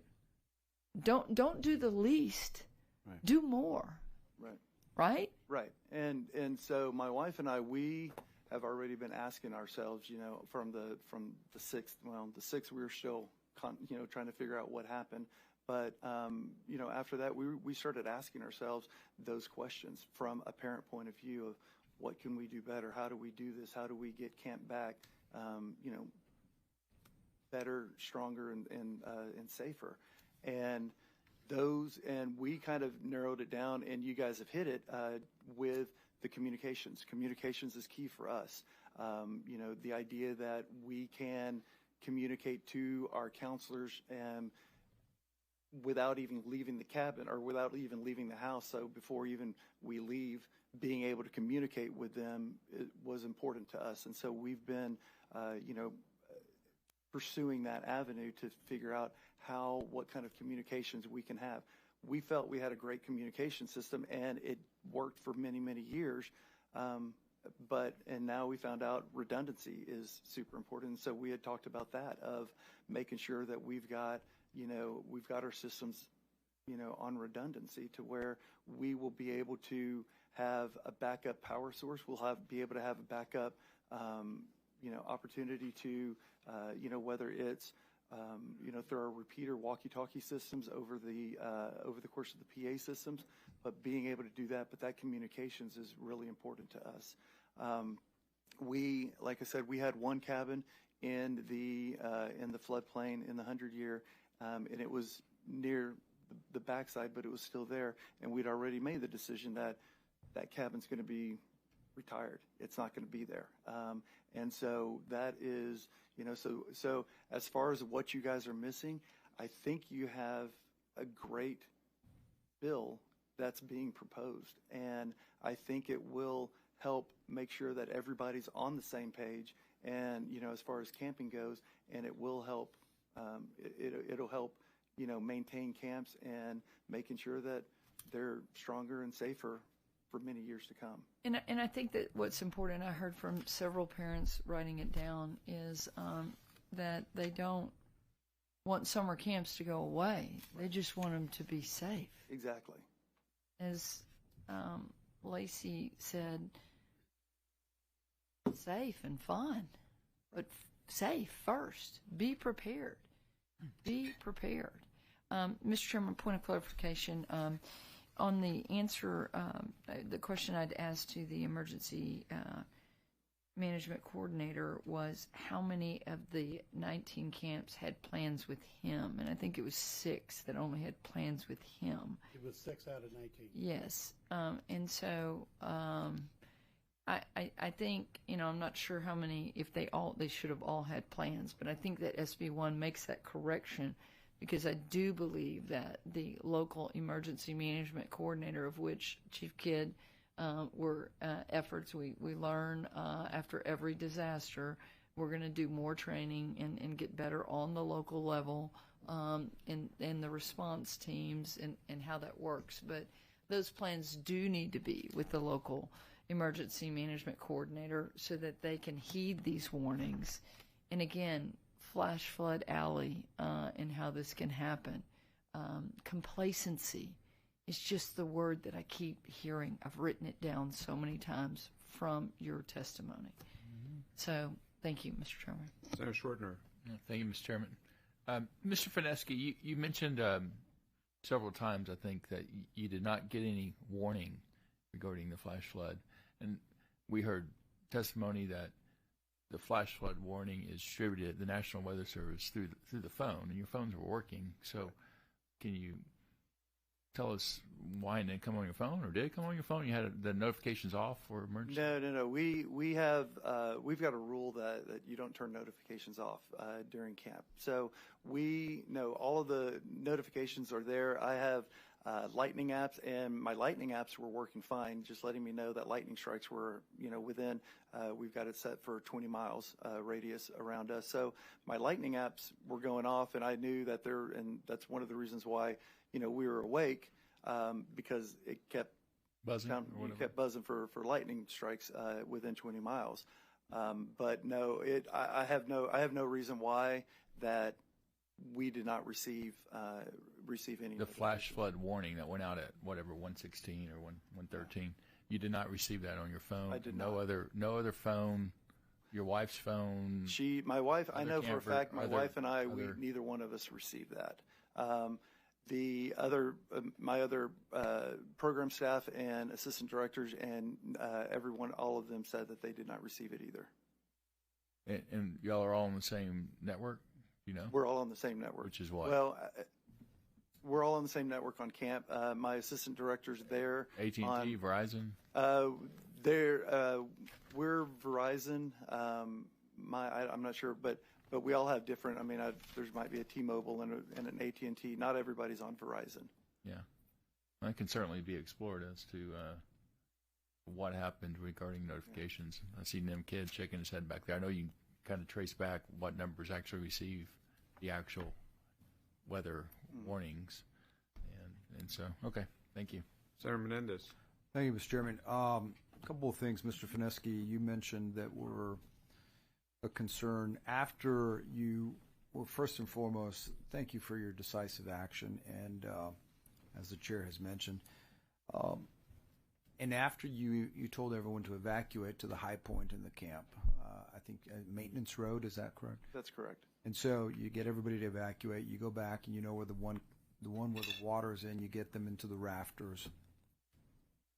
Then you go on to say that the whole time that this is happening, your wife's calling people, looking to see who could help and who can bring things. And at that point she was calling 911. 911. And so we started calling people to evacuate after we had everybody safe and accounted for, and we had sent first communications out to parents. And that was about what time? I think we sent our first communication out to parents at like 6:58. Okay, so that's 6:50, almost 7 in the morning. Right.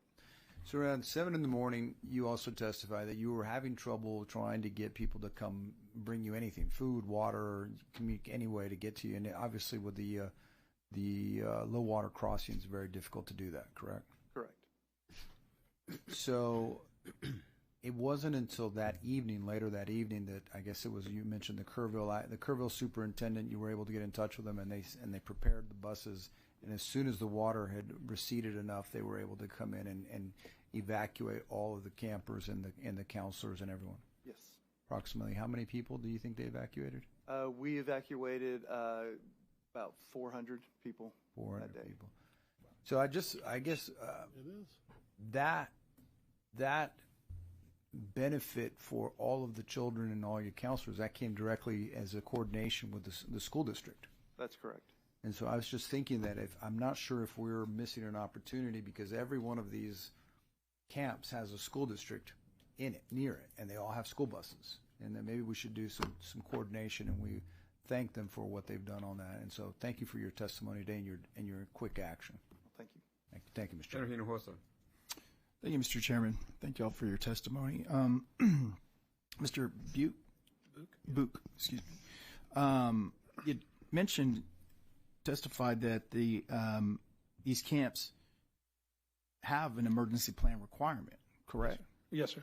Okay, and who's in charge of looking through that evacuation plan? It's not enough that you just say we have an evacuation plan, but what's in that plan? I mean, I feel like I should ask this question on behalf of the families of Heaven 27 as a father of littles that same age range.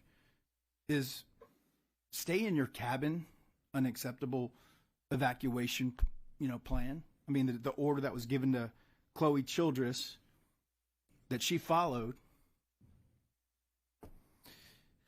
potentially, paid for it with her own life. All these beautiful girls that she potentially could have saved. Is that an acceptable plan for an evacuation requirement? With the current rules, each camp is responsible for developing their own plan. We don't approve the plan. We just verify that it meets the requirements of, addressing the four big things, which is disaster, serious accident, epidemic, or fatality. And then they must post their plan in every building. And that's what our inspectors verify. So should there be something to that standardization, Chairman? Yeah, so it's complicated, and I don't want to try to land the plane here in a big sense, but every disaster is different and unique. Every campsite is different and unique. Shelter to higher ground is truly, I believe, the best course of action when you have these. That said, you may find yourself, because of where the river is at, that it's more dangerous opening the door or not. That depends on the stage. Hopefully, at flash flood or flood warning level, which is stage 2, the weather guys tell me on average if there's going to be an emergency flash flood at the end of that day, it's usually 3 hours out. So you've got 3 hours of window to get it the heck out to higher ground potentially. So the generic, and in this case it proved to be fatal, but there was things that had we had SB1 in place prior to, those girls wouldn't have been there. So on a judgment basis, I'm not going to try to second guess or, those girls, that the counselors, they were following what they were thought to be, but that water raised so quickly that somewhere between probably 30 minutes, it went from ankle to rafter level. So if you had a movement to get out, you probably would have had the same impact. So it's a timing, it's decisive, quick action, it's objective standards. So what I hope we have done with SB1 is established an objective standard that nobody has to question. Mm-hmm. Nobody has to second guess. Nobody has to wonder, should I get out, should I not get out? You go to higher ground. A predetermined, pre-drilled, so on that front. So when dishes ask if you have a plan, they are, and they're provided we shelter in place or whatever that is, that's that camp's response, and it's not Dish's expertise nor mission to question the validity of that's the best plan, because they don't live on the camp every day. So I caution not to say that in this instance it was not a good plan, but there was a calamity of other influences that actually bore out the way it did before that issue was needing to be cited. Are we absolutely confident that we're leaving that up to each individual camp member to ensure our campsite? Well, I'm confident in this. based on Mother Nature and the inability to predict exactly when and where and what she's going to do, that if at a second stage warning, that is an average of 3 hours out before a bad event, if there is a bad event. These kids may be playing a lot of cards for 3 or 4 hours routinely in camp experiences going forward, but that's okay because they're in a different safe place. So all I know to do is get kids to higher ground as quick as possible. And if you give an objective standard of second level warning, which means emergency isn't happening, it could happen, it might happen, you've bought time to do the things that we all expect common sense you would do. But I don't have I would caution, number one, that we don't want to give dishes the mandate that they determine what evac plan looks like, that they just make sure there is one. And then I'm going to say this, do I trust camp owners to determine what that is? You know, you have to at some point assume that they've got the best interest in there, but we can't mandate what an evac plan looks like or a shelter in place looks like for every single camp because everything's different. All I know to do is alleviate some of the concerns by making sure the kids aren't there if they didn't have to be in that place. Sure. So that's kind of where it's at. I guess to Mr. Fineski, the plan that you have in place now, I guess some of the follow-up questions you were asked, you have all the confidence that your plan, well, now going through something horrific like this, something that you've never seen before, you're confident now you would have and you did a commendable job, saving the folks in your camp. But you're still tweaking that, and you feel other camp owners near and around you can meet that standard? Yeah, 100%. I do. In camps, and I'll speak mainly for myself, but just, we've had conversations, amongst ourselves. We know everybody, and we deeply care for these kids. There's no question about that. This is one, and I tell our parents that, I'm going to accept we're an all-boys camp. I'm going to accept your son with the idea, and I'm going to treat them as if they're my own flesh and blood. Mm-hmm. And camp owners, camp directors, they mean that. They live by that. They worry about, I and my wife, we worry about these kids throughout the year. We check in on them. We get updates about successes and failures and life happenings throughout the year, and we give them phone calls. We give them letters. We're concerned about them, and that doesn't change when they're in our personal care. So the idea that, yes, with the guidance of SB1, I have the utmost confidence that camp directors will step up and will make those right decisions, because again, a lot of us are already asking those questions. Even some of the camps that weren't directly impacted by the flood, they're still asking those questions of, okay, well, what if it had turned, and what if it came down the North Fork instead of the South Fork? And so they're asking those questions as well. They might not have received the damage. They might not have, they're not dealing with all the stuff that the South Fork camps are, but they know that what if, and their care, they're, just along with us, it's there, and they're going to do what's right for these kids, and they're going to do everything that they can think of that's going to be right for these kids. And now, again, with the guidance that's being laid out, mm-hmm. It's giving just that much more of saying, just like Senator Perry said, get them to high ground, and using that just as a base, that gives a good foundation to make sure that that the rest of the plan falls into place, and making sure that these kids are safe.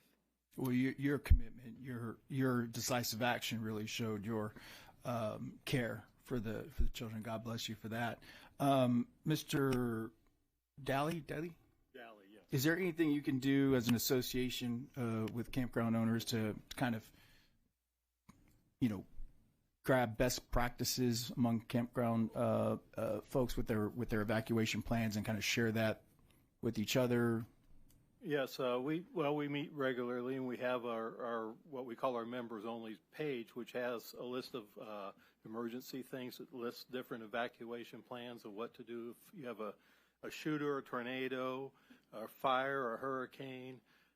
There's a lot that we have out there as a resource, and of course now we've added more flood stuff in that because a lot of our parks are rising water rather than rushing water, but there are some in rushing water.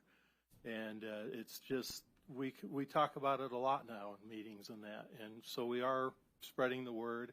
It will go out when we get some plans finalized. Our lawyers look at them to make sure that you got to tweak it so it's just perfectly right. But we are working on that. And I will say one thing, too, is warnings are important. But where I live, I get a blanket warning of 15 counties for flash flood, which that doesn't help me if it's 15 counties. I actually went back and looked at my park on the floodplain, and I'm above the 100-year floodplain, but all the roads leading to my park are underwater on the 100-year floodplain. So that made me think, I got to tell my people, you've got to leave at this time if you want to get out, or we're going to be just one happy family in a little island on the lake. Thank you. Senator Blanco. Thank you, Mr. Chairman. Thank you for your testimony. You know, in the military, we would say that our standard operating procedures were written in blood because there was loss of life or injury. So, and just to follow up on Senator Hinojosa's question, and I understand that there's no one-size-fits-all because there's just so many different places, but I guess my question is for Mr. Book from Dishes. What does a state agency base its emergency plan on? Is there a gold standard or some kind of basic place you start from as an agency to say these are the minimum requirements? Yes, sir. For youth camps specifically, we have Texas Administrative Code, our rule. It's can't see it, 26515K, I believe. And it pretty well lays out what we expect of camp emergency plans. But again, right now it's the camp's responsibility to produce their own plan. And we just verify that it meets those 4 things, that it addresses disaster, serious accident, epidemic, or fatality. Okay. And I guess to those that are in the camps, is that sufficient for you all? Do you all feel comfortable that you have enough guidance or standards to apply to your camps? And speaking for the campgrounds, which is a little different than camps, but we kind of get blended together a little bit. In the bill that is filed, it brings in NFPA 1194, which requires every campground to file a written plan with their emergency coordinator. Now, that plan could cover multiple, depending on where the campground is, but would be the hope that the emergency coordinator would say, no, you need to improve this a little bit, or you need to improve this. And it's kind of like a constantly always evolving plan. Like, I knew I was safe from flooding just because of the elevation and the dam and the lake. I didn't really think about the roads flooding until I looked at it, and then I was like, oh, wow, there's no way out once the roads flood. Will that happen? I think the dam will probably break before that happens, but it just made me aware of, hey, I need to really look at a little bit more. So I've kind of tweaked my plan for my park. Thank you. And just a follow-up question to Mr. Book. So these emergency coordinators, what are the training requirements that they have to go through? Well, we don't have emergency coordinators. We have registered sanitarians that verify that the camps meet 86 different inspection criteria. The emergency, the requirement for an emergency plan is just that they have a written plan in place, and we trust that the camps know their camps the best, that they know what it's going to take. Now, one thing that I failed to mention a minute ago after reviewing my notes, those plans are required to include procedures for emergency shelter and for evacuation. So our inspectors are reviewing it to that level to make sure that it hits those points. And your inspectors receive their training from where? Well, they're registered sanitarians. They have to have a bachelor's in science, so many hours of science, and then they have to go through a certification process. But the certification process is like pointed towards sanitation, right? Public health, like clean water and disposal of waste, and we do full retail kitchen inspections when we're at each camp. So that certification from those inspectors is not necessarily emergency response or these type of situations. It's more sanitary and public health? Yes, sir. And honestly, when reviewing SB1, one of the things that we've requested is some actual certified emergency management coordinators for our team. If the expectation is that DSHS starts to approve emergency plans, we're all for it. We're here to help with this situation. Obviously, this is way beyond what we would have ever wanted to happen, right? Because we're here to protect life and prevent people from getting ill, injured, or death. And obviously, this is not what we want to happen. So if the idea is that DSHS needs to start approving emergency plans, then we'll need some emergency management coordinators on our team to do that. Thank you, Mr. Chairman. Thank you. Senator Perry. No, I'm good. Senator Bedcourt. I want to thank you, Mr. Chairman. You brought up a very good point about you made the right choices. First off, you kept the phone on, okay? And then you tell your people not to disable the alerts because 29.5% of Texans know how to disable these alerts. That's 6 times more than what happens in Vermont, for example. Now, to Senator Schwartner's question, you do have some fundamental bandwidth issues, even with these current networks that we're using, that could explain why you effectively browned out, okay, in your area, because there's a system overload. The signal carrier has gone down in your area for some reason. Maybe it was a function of the storm. That's why it's so important to have redundancy on top of those networks. That's why we're thinking Starlink or some other, some other possible parallel path communication so you would get that alert. And we're trying to put the same technology into the flood warning system as well, because you can't just rely on just this network anymore. That's, the old school sirens are designed to get people's attention if all else fails, and try to get them out of the way. Mr. Chairman, if we could, I know we have Nim in the back, and we're going to call him up. Okay, fine. Thank you. Okay, so that's. Are you done? All right, done. So, Mr. Robertson, you have a statement you wish to? Yes, sir, if I may. Yes, please proceed. Chairman Perry, members, my name is John Robertson. I'm here today on behalf of Camp Longhorn. And as I mentioned to Senator Flores, we would like to change our registration from on to support of SB 1. First, let me say that our hearts are broken and hard to do this after this morning by the tragic losses suffered during the July 4th floods, particularly the families that lost their children. There are no words that can ease the pain, but it's in their honor that we commit ourselves to working together to ensure every child who attends camp in Texas is safe. Camp Longhorn was founded by Texan Pat Robertson in 1939 on the shores of Inks Lake. Today it serves more than 5,000 campers each summer. We appreciate Senator Perry addressing the differences between camps that sit on lakes and those that are located on rivers. Camps across Texas are as diverse as our geography. A measure may be appropriate for the Guadalupe River does not necessarily translate effectively to a body of water such as Inks Lake. I believe that's what SB 1 is a giant step forward, keeping kids safe, and we're committed to work together to craft policies that both honor the memory of those lost and ensure the safety of every child who attends camp in Texas. Thank you for your time, your consideration, and happy to answer any questions you may have. Senator Schwartner. Thank you, Mr. Chairman. Mr. Robertson, I know your area fairly well. It's right below Buchanan Dam, and LCRA releases water there occasionally, and of course the structural integrity of the dam is But can you kind of illustrate about how much communication you have with LCRA and when they release water? I know they alert downstream, but also what is your involvement there? How close are you? Do you monitor? Yeah, we stay. Pardon me. Excuse me. Let me finish.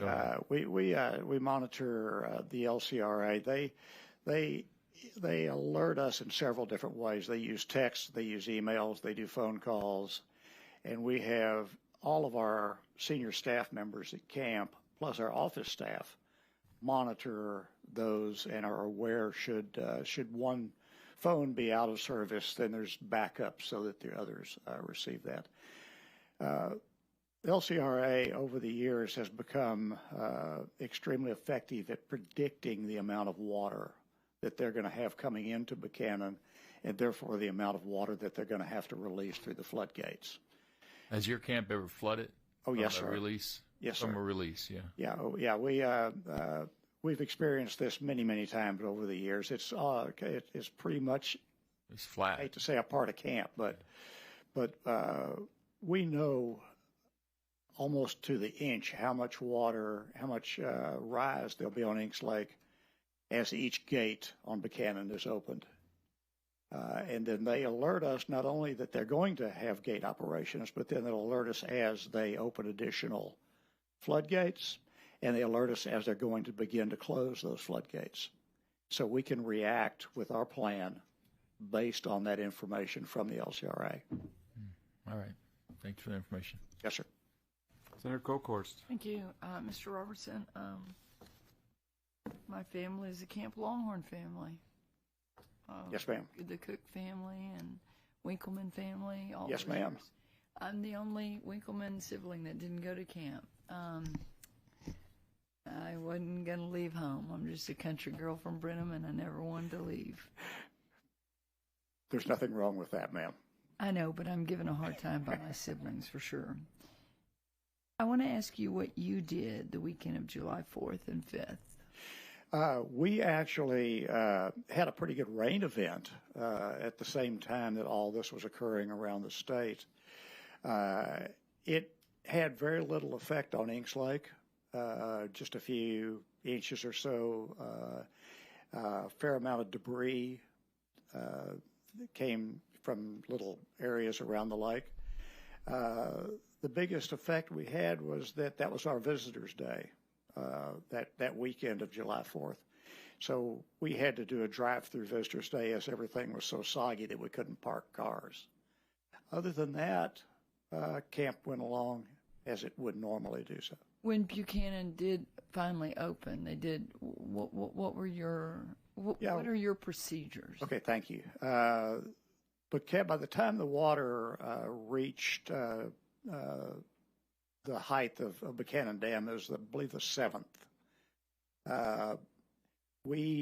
As soon as we received notice from the LCRA that they were going to begin gate operations with one gate and subsequently up to 4, we have several cabins that are low-lying, fairly close to the water. We moved all of the campers from those cabins. We moved them up into permanent structures up on high ground, and that gave us time for them to pack overnight bags and move up to that area. Other than that, we restricted, of course, all lake activities because of the high water. And other than that, we proceeded pretty much camp as normal. Pat was whom to you? Your dad? Tex and Pat, my mom and dad. Yeah. That's right, Tex. So y'all have had this camp for how long? The first year was 1939. I personally have been involved as a camper and a counselor for 75 plus years. A couple of years overseas with the Marine Corps, but other than that, I was there the whole time. So, Mr. Robertson, you were here for this morning's testimony. And, yes, ma'am. As a family camp operator since 1939, what have you learned from what happened at Mystic, which is one of y'all's sister camps across the way, but a girls' camp that, you know, you've known forever? You know, first off, I repeat my earlier statement that words can't express what it feels like. You know, being a dad and a granddad, I can't imagine, but I certainly understand. Every time an event, whether it's serious as this one or minor, which occur at camps over the years, we look at everything we do in the light of that event and say, what can we do better? What if that were to happen here? What might we think about before that happens at Camp Longhorn? So this doesn't happen just while camp's going on or when they open the gates on Buchanan. It happens, you know, as Scott said, it happens year-round. We think, we love, and we live camp day in, day out, all of our lives. So our heightened standards here and the tragedy of the July 4th floods, do you think as a camp, the 1,000 plus, but the 350 plus that you oversee, do you think everyone understands the serious nature of complacency? It's the word used by the parents. And be prepared. I don't think anybody who has any understanding of what we heard this morning can doubt that the danger of complacency is more than we can live with. Well, Mr. Robertson, Tex and Pat and all of your family has been revered by my family. And as these parents said when they dropped them off, and you had my great nieces and nephews there this summer, it is expected that they will be safe. I beg you to take that message to the other camp operators, because you are respected, because you have been in this business since 1939. Make them sit up in their seats and say, this is a minimum that you should do, SB1. I think Be better. The provisions that this committee, has put into SB1, all of those are things that we've thought about. However, to put them in a legislative format means not only do we think about them, but we got to do them. So, yes, for that, a couple of things. We have a little organization here in Texas called Camp Association of Mutual Progress. We get together once a year and we share war stories, and we have guest speakers. We would love to have involvement from anyone on this panel or anyone in the state. The health department always comes and visits with us at this get-together. We would love to have the involvement of anyone else that could help us understand better how to protect these kids while we have them in our care.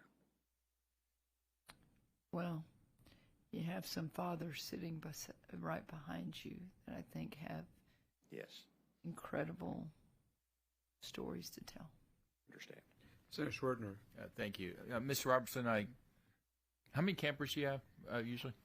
Well, at the two camps that comprise the Inks Lake location, Inks Lake and C3, at any given time, roughly 750. Yeah, it's a huge camp, right? Did y'all, the night of the tragedy, July 4th, did you receive, were you out there? Were you out there? I was not there at that time. Did they receive National Weather Service alerts on their phone? We received just typical. We don't really get, we had flash flood warnings for Burnett County and Travis County. We're just across the lake in Llano County. Yeah. And yes, they were, we heard those alerts. On the phone? Yes. Right. And what's the elevation of Camp Longhorn from water level to maximum height? From the water level to the highest point of Camp Longhorn would be Church Mountain, which would be 890, is the lake level at about another 900 to 1,000 feet. Oh, so it's quite high. I didn't realize you had that much elevation. My niece was actually at your camp during that time. My sister and brother-in-law went and got her the next day, actually. No offense to you. That was fourth term. Yeah, there was probably a lot of those families that were excited to come get their kids that day. But on your association or group that meets, certainly emergency management coordinators would be a good group to absolutely invite and give discussion and input from a expertise standpoint. Thank you. Senator Menendez. Very quick question, Mr. Fineski. You testified that your security guard didn't get a warning, wasn't aware, didn't alert anybody, correct? Correct. Your security guard overnight, are they stationed indoors or outdoors? They're stationed outdoors. Outdoors. So they roam the grounds. Most of the time, they are concerned with outsiders coming in. Sure. And that's what they're roaming the gates and things like that. And so that's why, when there are, any warnings or anything like that we discuss that with them at that point. Real quick. So moving forward, when the sirens get installed, if your security guard hears, it doesn't matter if someone doesn't get something on their phone, because then the security guard can come knock on your door and awaken you and say the sirens are going off. And exactly. And and we've got communications through cell phones, and they have a walkie-talkie that I sleep with right next to my bed, and so they can communicate that way as well. Thank you. Thank you, Mr. Chairman. Senator Perry. Two things real quick, and I think we're highlighting some common sense stuff, but I want to go ahead and I noticed there's been a talk that sirens should be integrated with weather warning systems, et cetera.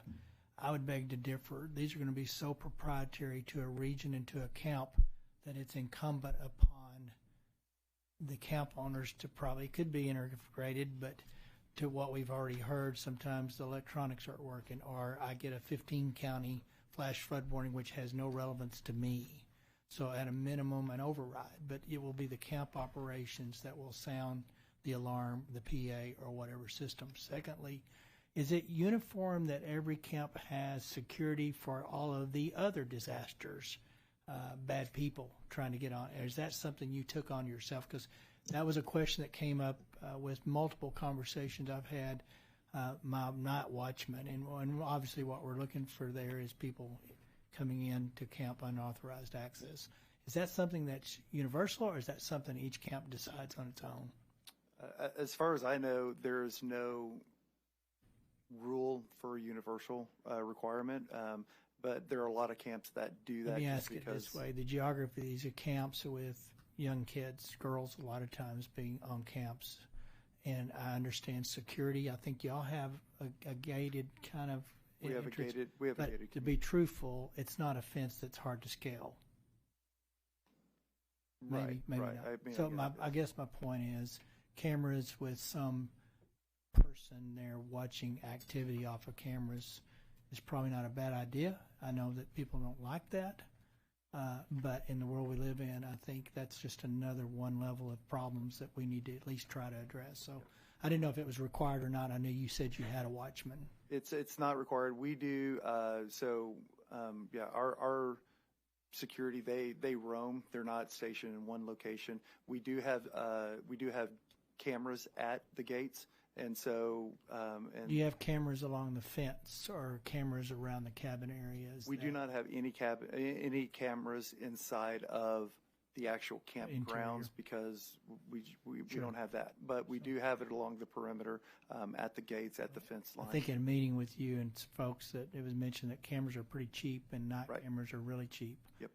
And for like $15 a month, you can have a monitored system. Exactly. So something that we may think about between now and Thursday for sure. Thank you.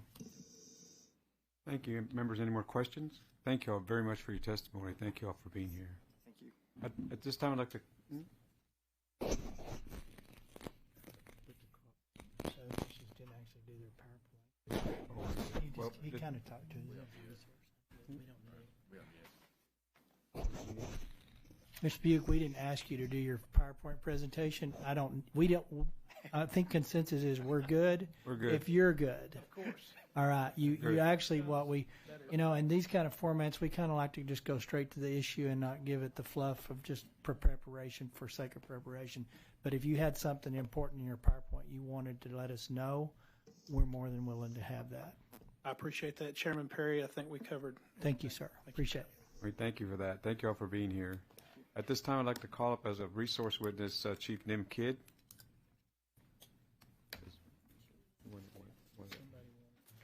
I got a question. Certainly had a question. I just want to do the alerts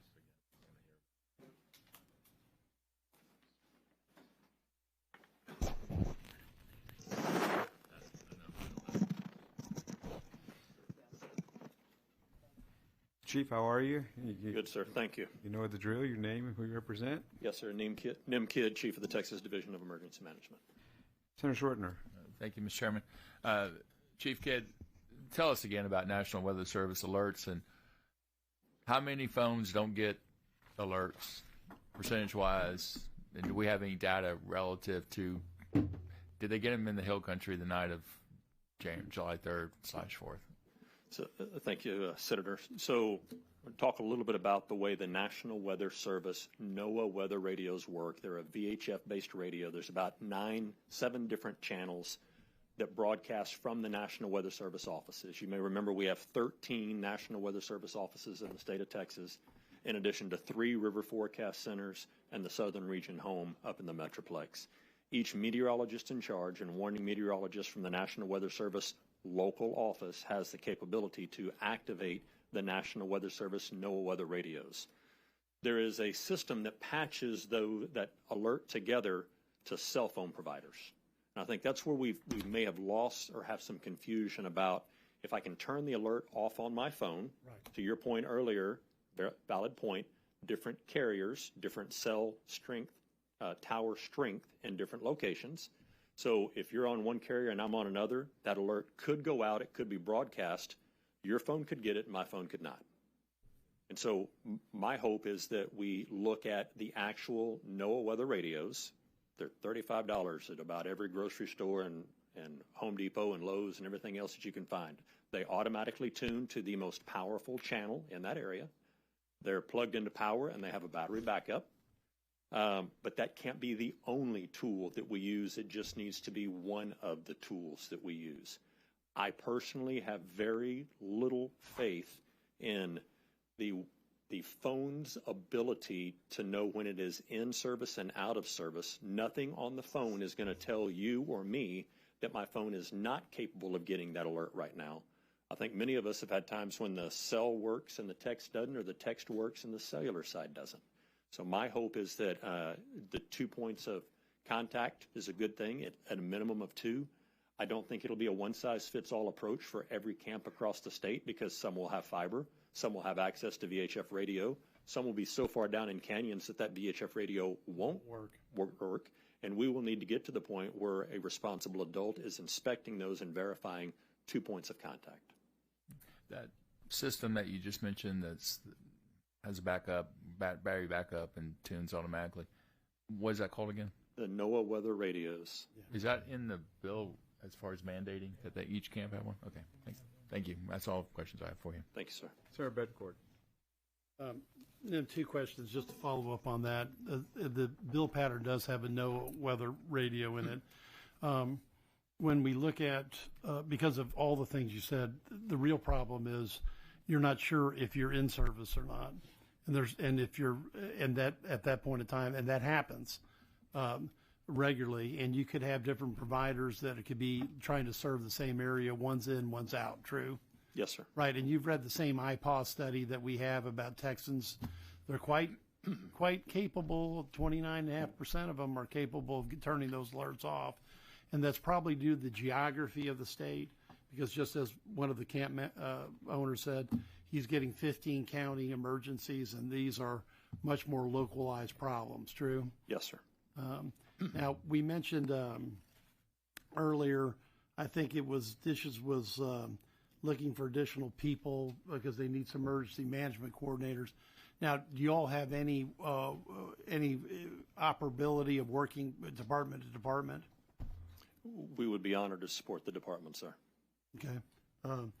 And just one other point. I think when we look at this integrated gauge or flood warning system, to have any effect, I think we're going to probably, and I'm going to use the Upper Guadalupe River Authority as an example, where if we had a gauge that was upstream 7 miles up and it saw that meteoric rise that Senator Perry was talking about earlier, I'm going from memory, 26 feet in 45 minutes, we would have to probably signal that alarm automatically to have enough of those 24 minutes to be usable by the human beings down the road. Am I missing something? No, Senator, I don't think you're missing something. I think we should never trust a completely automated system. There always has to be a responsible adult paying attention. Right, and there has to be an override on it. But yes, sir. I think that we'd have to go with an automatic system if we were using that gauge 24 miles up. And if we have a false positive, I'd rather have a false positive than not. Because we can should be able to turn that off either automatically or if we had to, disable it. Because if we're looking at 24 minutes, by the time, and the county that we were in, there'd be no way there'd be an intervention with those authorities to be able to say, I've got a positive signal, should I, hit the siren? If we're looking at that type of meteoric rise, we have to automatically hit that siren. Because, we only had 24 minutes before that wall of water consumed everyone downstream.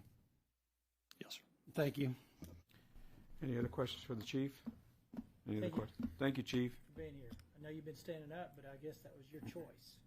Yes, sir. All right. Out of honor and respect, and it's been mentioned many times, and Governor Abbott has been very, very clear, crystal clear with me. We are not stopping the search for SEAL. Thank you. Do that one more time. Say that again. Governor Abbott has been crystal clear with me. We are not stopping the search for SEAL Stewart. That gives me confidence. We are not. That we're going to do everything we can. Senator, we have used every human and animal technology that we are aware of and researching more every day. And I know if it can happen, it will happen with Yes, people sir. like you doing it. Yes, sir. Thank you. Thank you very much for that, Chief. With that, members, that concludes our invited testimony. And public testimony is now open for Senate Bill 1. As your name is called, please come forward. So the chair. So your testimony will be 2 minutes. And when you come up, say your name, who you represent, your position on the bill. The chair calls Candace Watkins, Steve Baskin, Paul Biles, and Ed Walker. Candace Watkins, Steve Baskin, Paul Biles, and Ed Walker.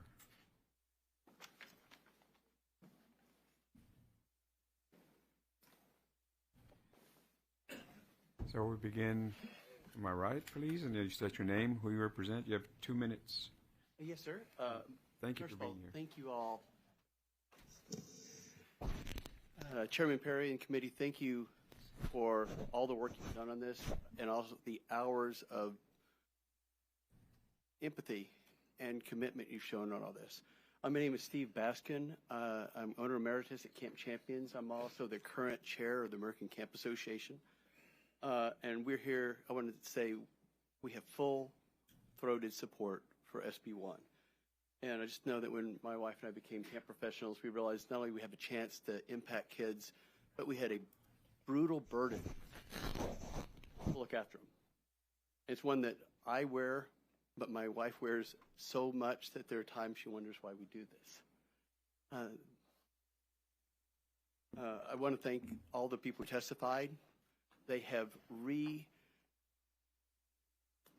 and remotivated my desire to do everything. You don't know you're complacent, right? Almost by definition. I would like to think we're not. I've been called hard, but we're going to do everything we can. And also, I want to commit at the national level. I want the American Camp Association is going to learn from this and bring lessons that beyond the state of Texas. to camps around the nation. Thank you. So, Mr. Baskin, for the record, you're showing is on. You're saying you want to change that to 4? 100% 4. Thank you. So noted. Please proceed. Good afternoon, Chairman Perry. Put the mic. Could you put the mic toward you? There you go. Good afternoon, Chairman Perry and members of the committee. Thank you for the chance to speak. My name is James Ginther. I worked 41 years for the Lower Colorado River Authority, including 35 managing lakes and dams in the Highland Lakes. In my years with the LCRA, we always understood that safety is the top priority. It was something instilled in us from the old management when I first started, and in my later years, it was something we instilled in the employees that were taking our place. As such, I support Senate Bill 1. I may have put on in my registration, not quite knowing how all this works, but I certainly support Senate Bill 1. After hearing this testimony, I want to thank these parents for their strength, bravery, and commitment. The amended bill effectively addresses the difference between rivers and lakes. It also provides powerful practices that will help protect children. I came today because waterfront safety has been important to me, my family, and my career. I offer myself as a resource if the committee has any questions about rivers or lakes. Thank you. So you wish to change for the record your registers on to for the bill? For the bill, yes, sir. Thank you. So noted. Please proceed. Hi there. My name is Paul Biles. I'm the executive director at Teos Camp and Retreat there in District 18, so just down the road from you. And I first want to say when I signed up, it was on, but based off of Senator Perry's comments earlier this morning about some changes y'all have made even since the last, it would be for it. So noted. My concern was, again, back to those camps on the lakes and so forth, but also some wording in regards to providing lists of campers and staff and volunteers on site at the beginning of every session, and just whether that information would be kept private to the emergency management office, or is that going to be public information? And as you know, that people don't like sharing where they are and so forth, and so if we have a camper and a need of a separated family or some situations like that, or foster kids and so forth, that would be a dangerous situation that you'd be putting them in, saying that they're at our camp right now. And so I just want to make sure that y'all cover that basis as well. Perfect. I've got 5 kids myself, and I send them to camp every year. I love it. I get to know the camp. They get to know the counselors. They remember them. But camp is important for kids. They need to get out into nature. They need to see God's creation, and we need to make sure they're safe. This morning before heading out, it was still dark out. I took my 2 littlest ones outside because right now several planets are aligning with the moon, and you can see them all at the same time. My little son said, "Man, this is the best day ever." And those are the type of moments you see and you hear about at camps, and so it's important to keep them safe. And so I just really appreciate the work y'all are doing, and continue, pushing forward and finding a solution that's going to work for all. Senator Perry. Yeah, I just want to make it clear, there's no requirement to list the campers, any of that. It's just develop a plan that you can find those campers. Gotcha. And identify them and account for them as quick as possible. So I know the language has been changing quite often in the last 3 weeks. So I hope that was never in there. I don't remember it being there, but it wasn't in our bill. Gotcha. At the same time, it is legalese, and so I can appreciate from a layman's eyes. Sometimes it reads different. Exactly. Thank you for that point. Thank you. Please proceed. Good morning, afternoon. My name is Dr. Ed Walker. I'm the Executive Director of Mount Lebanon Baptist Encampment in Cedar Hill, Texas, and also President of the Christian Camp and Conference Association for Texas section. And my wife and I have owned a camp.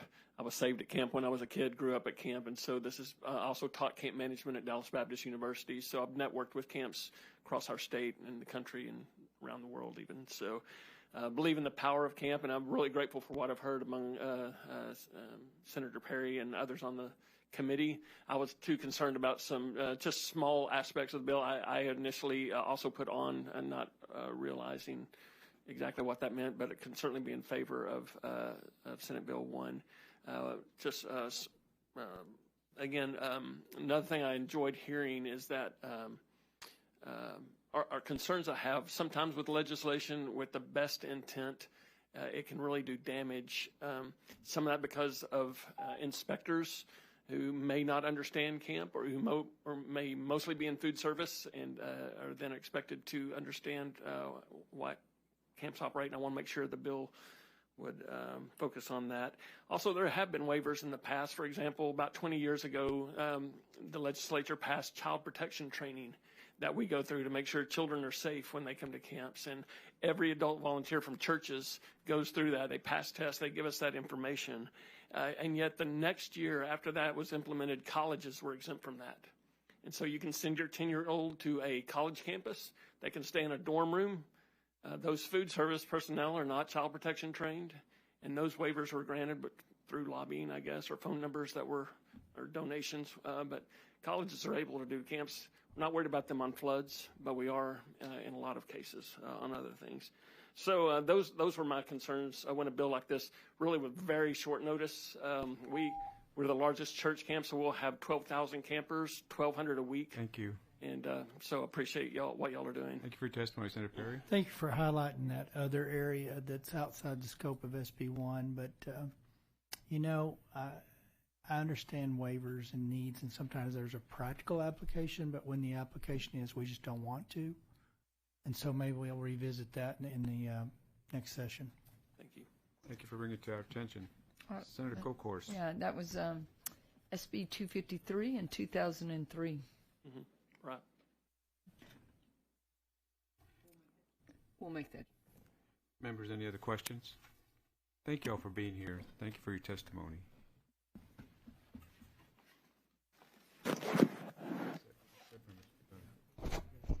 Just three.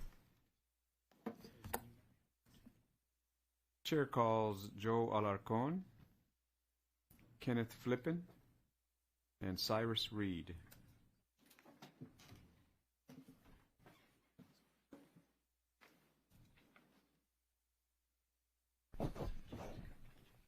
Changed to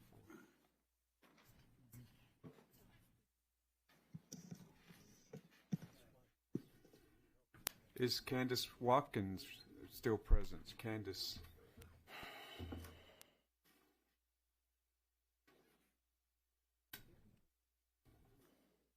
We'll begin on my right.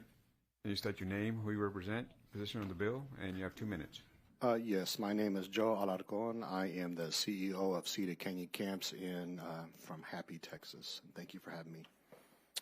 Real quick, I am here to voice a strong support of Senate Bill 1, the Camp Reform Bill, to urge you to strengthen it with one critical missing element: emergency notification and communication. You asked a really great question earlier as to what are we missing.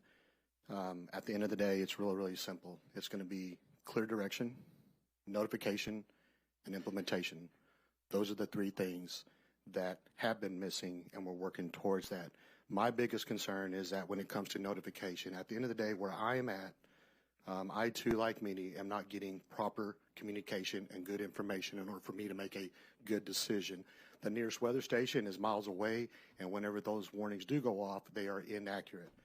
Since the Mystic Camp incident, and my heart grieves for those families, because I know what it's like to have a camp fail you. My son was a victim at Kanakuk, and as a result, I have lost a son as well. So I know what it's like to have a camp fail you.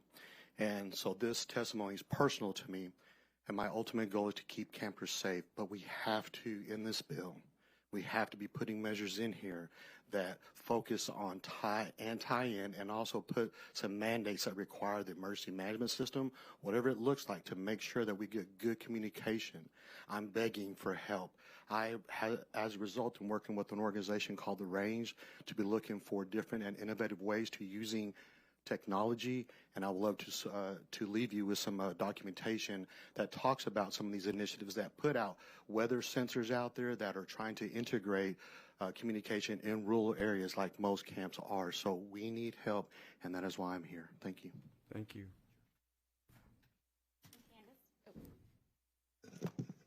Hi, I'm Candace Watkins. Mr. Chair, thank you, and committee, thank you so much.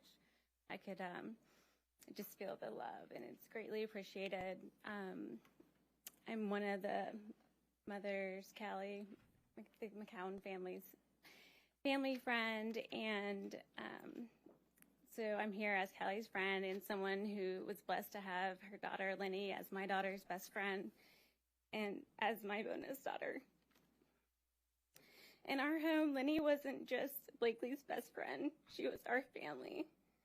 She was our giggle buddy, our joy. Losing her has left a hole in our hearts that will never be filled. Lenny left a lasting mark on my daughter Blakely's life. Every day I see how much she misses her. She asks me like the hardest questions at night before bed. And then, yes, actually this morning she mentioned that yesterday, her first day of school, at lunchtime she waited by the door for Lenny to come out to give her a hug, and she wasn't there. The last day they spent together, they were being so silly. They were pretending they're little chefs and just giggling and asking what my order was. And I took pictures and sent them to Callie saying, I'm saving these for their high school graduation slideshow.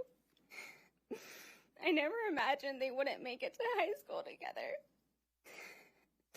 For me, I carry the heartbreak of losing Lenny, who I loved like my own. And for Callie, Michael, Bates, and George, and the whole entire family, it is the unbearable pain and heartbreak of living without her. Blakely also lost 2 other friends that day, a reminder that so many families are grieving the same tragedy. The ripple effect of this loss reaches far and wide.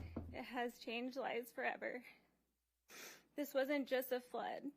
Floods are inevitable, but the tragic loss of life is a sad reminder of how deeply unprepared we can be.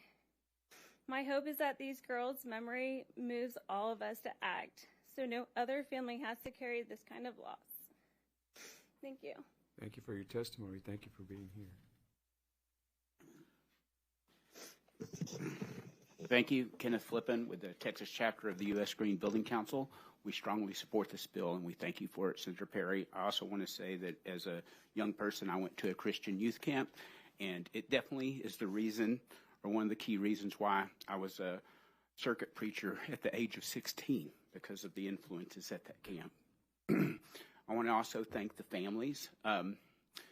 Advocating for building codes is really boring most of the time, but they do save lives. Codes save complacency, and this bill does that.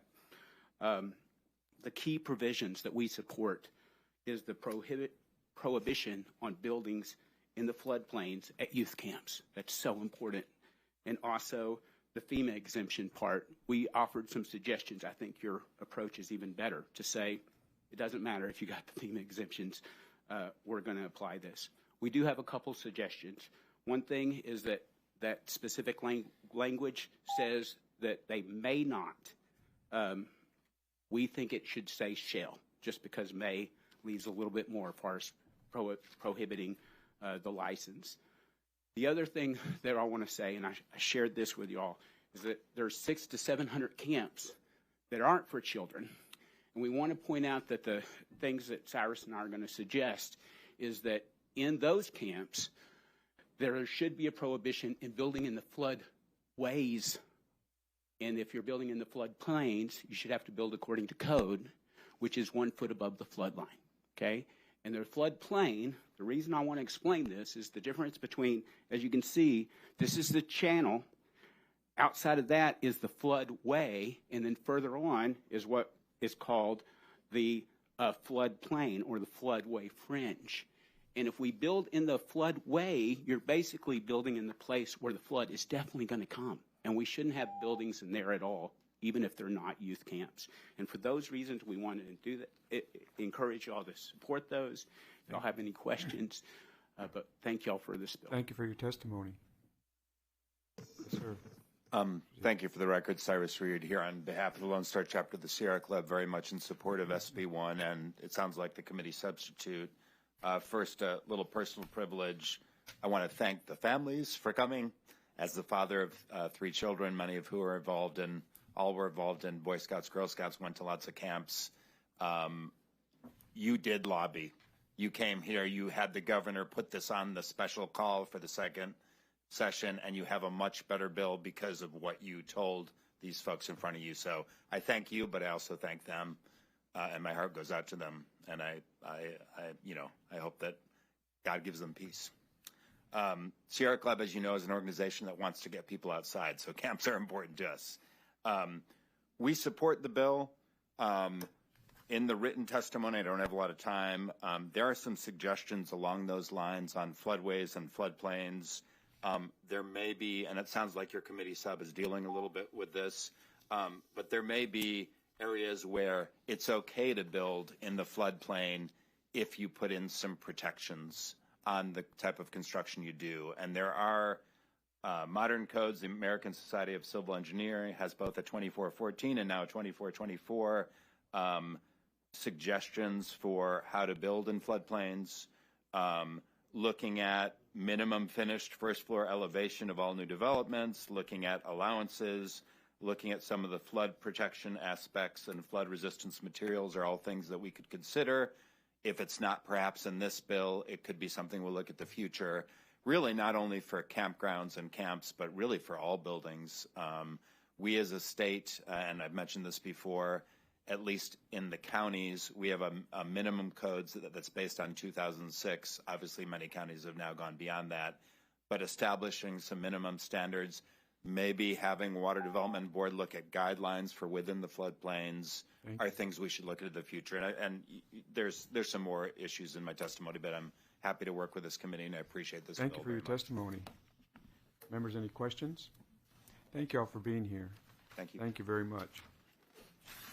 I see no one else registered for public testimony. Is there anyone wishing to testify on, for, or against Senate Bill 1 or its committee substitute?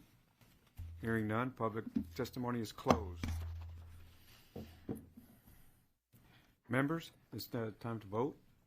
If you all are ready, Senator Perry moves adoption of the committee substitute for Senate Bill 1. Is there objection? Hearing none, the committee substitute is adopted. Senator Perry moves that committee substitute for Senate Bill 1 do not pass, but that Senate Bill 1 do not pass, but that the committee substitute adopted in lieu thereof do pass and be printed. The clerk will call the roll. Perry. Aye. Flores. Aye. Betancourt. Aye. Blanco. Campbell. Hinojosa. Aye. Colkhorst. Aye. Menendez. Aye. Schwartner. Aye. 8 ayes. Motion passes. 8 ayes, 0 nays. Committee substitute Senate Bill 1 passed. Will be favorably referred to the full Senate. Mr. Chairman, thank you for leading the charge here on the administration of the bill today. It'll be on the floor tomorrow. You're going to be first up, but we're not starting till 7 for things outside our control.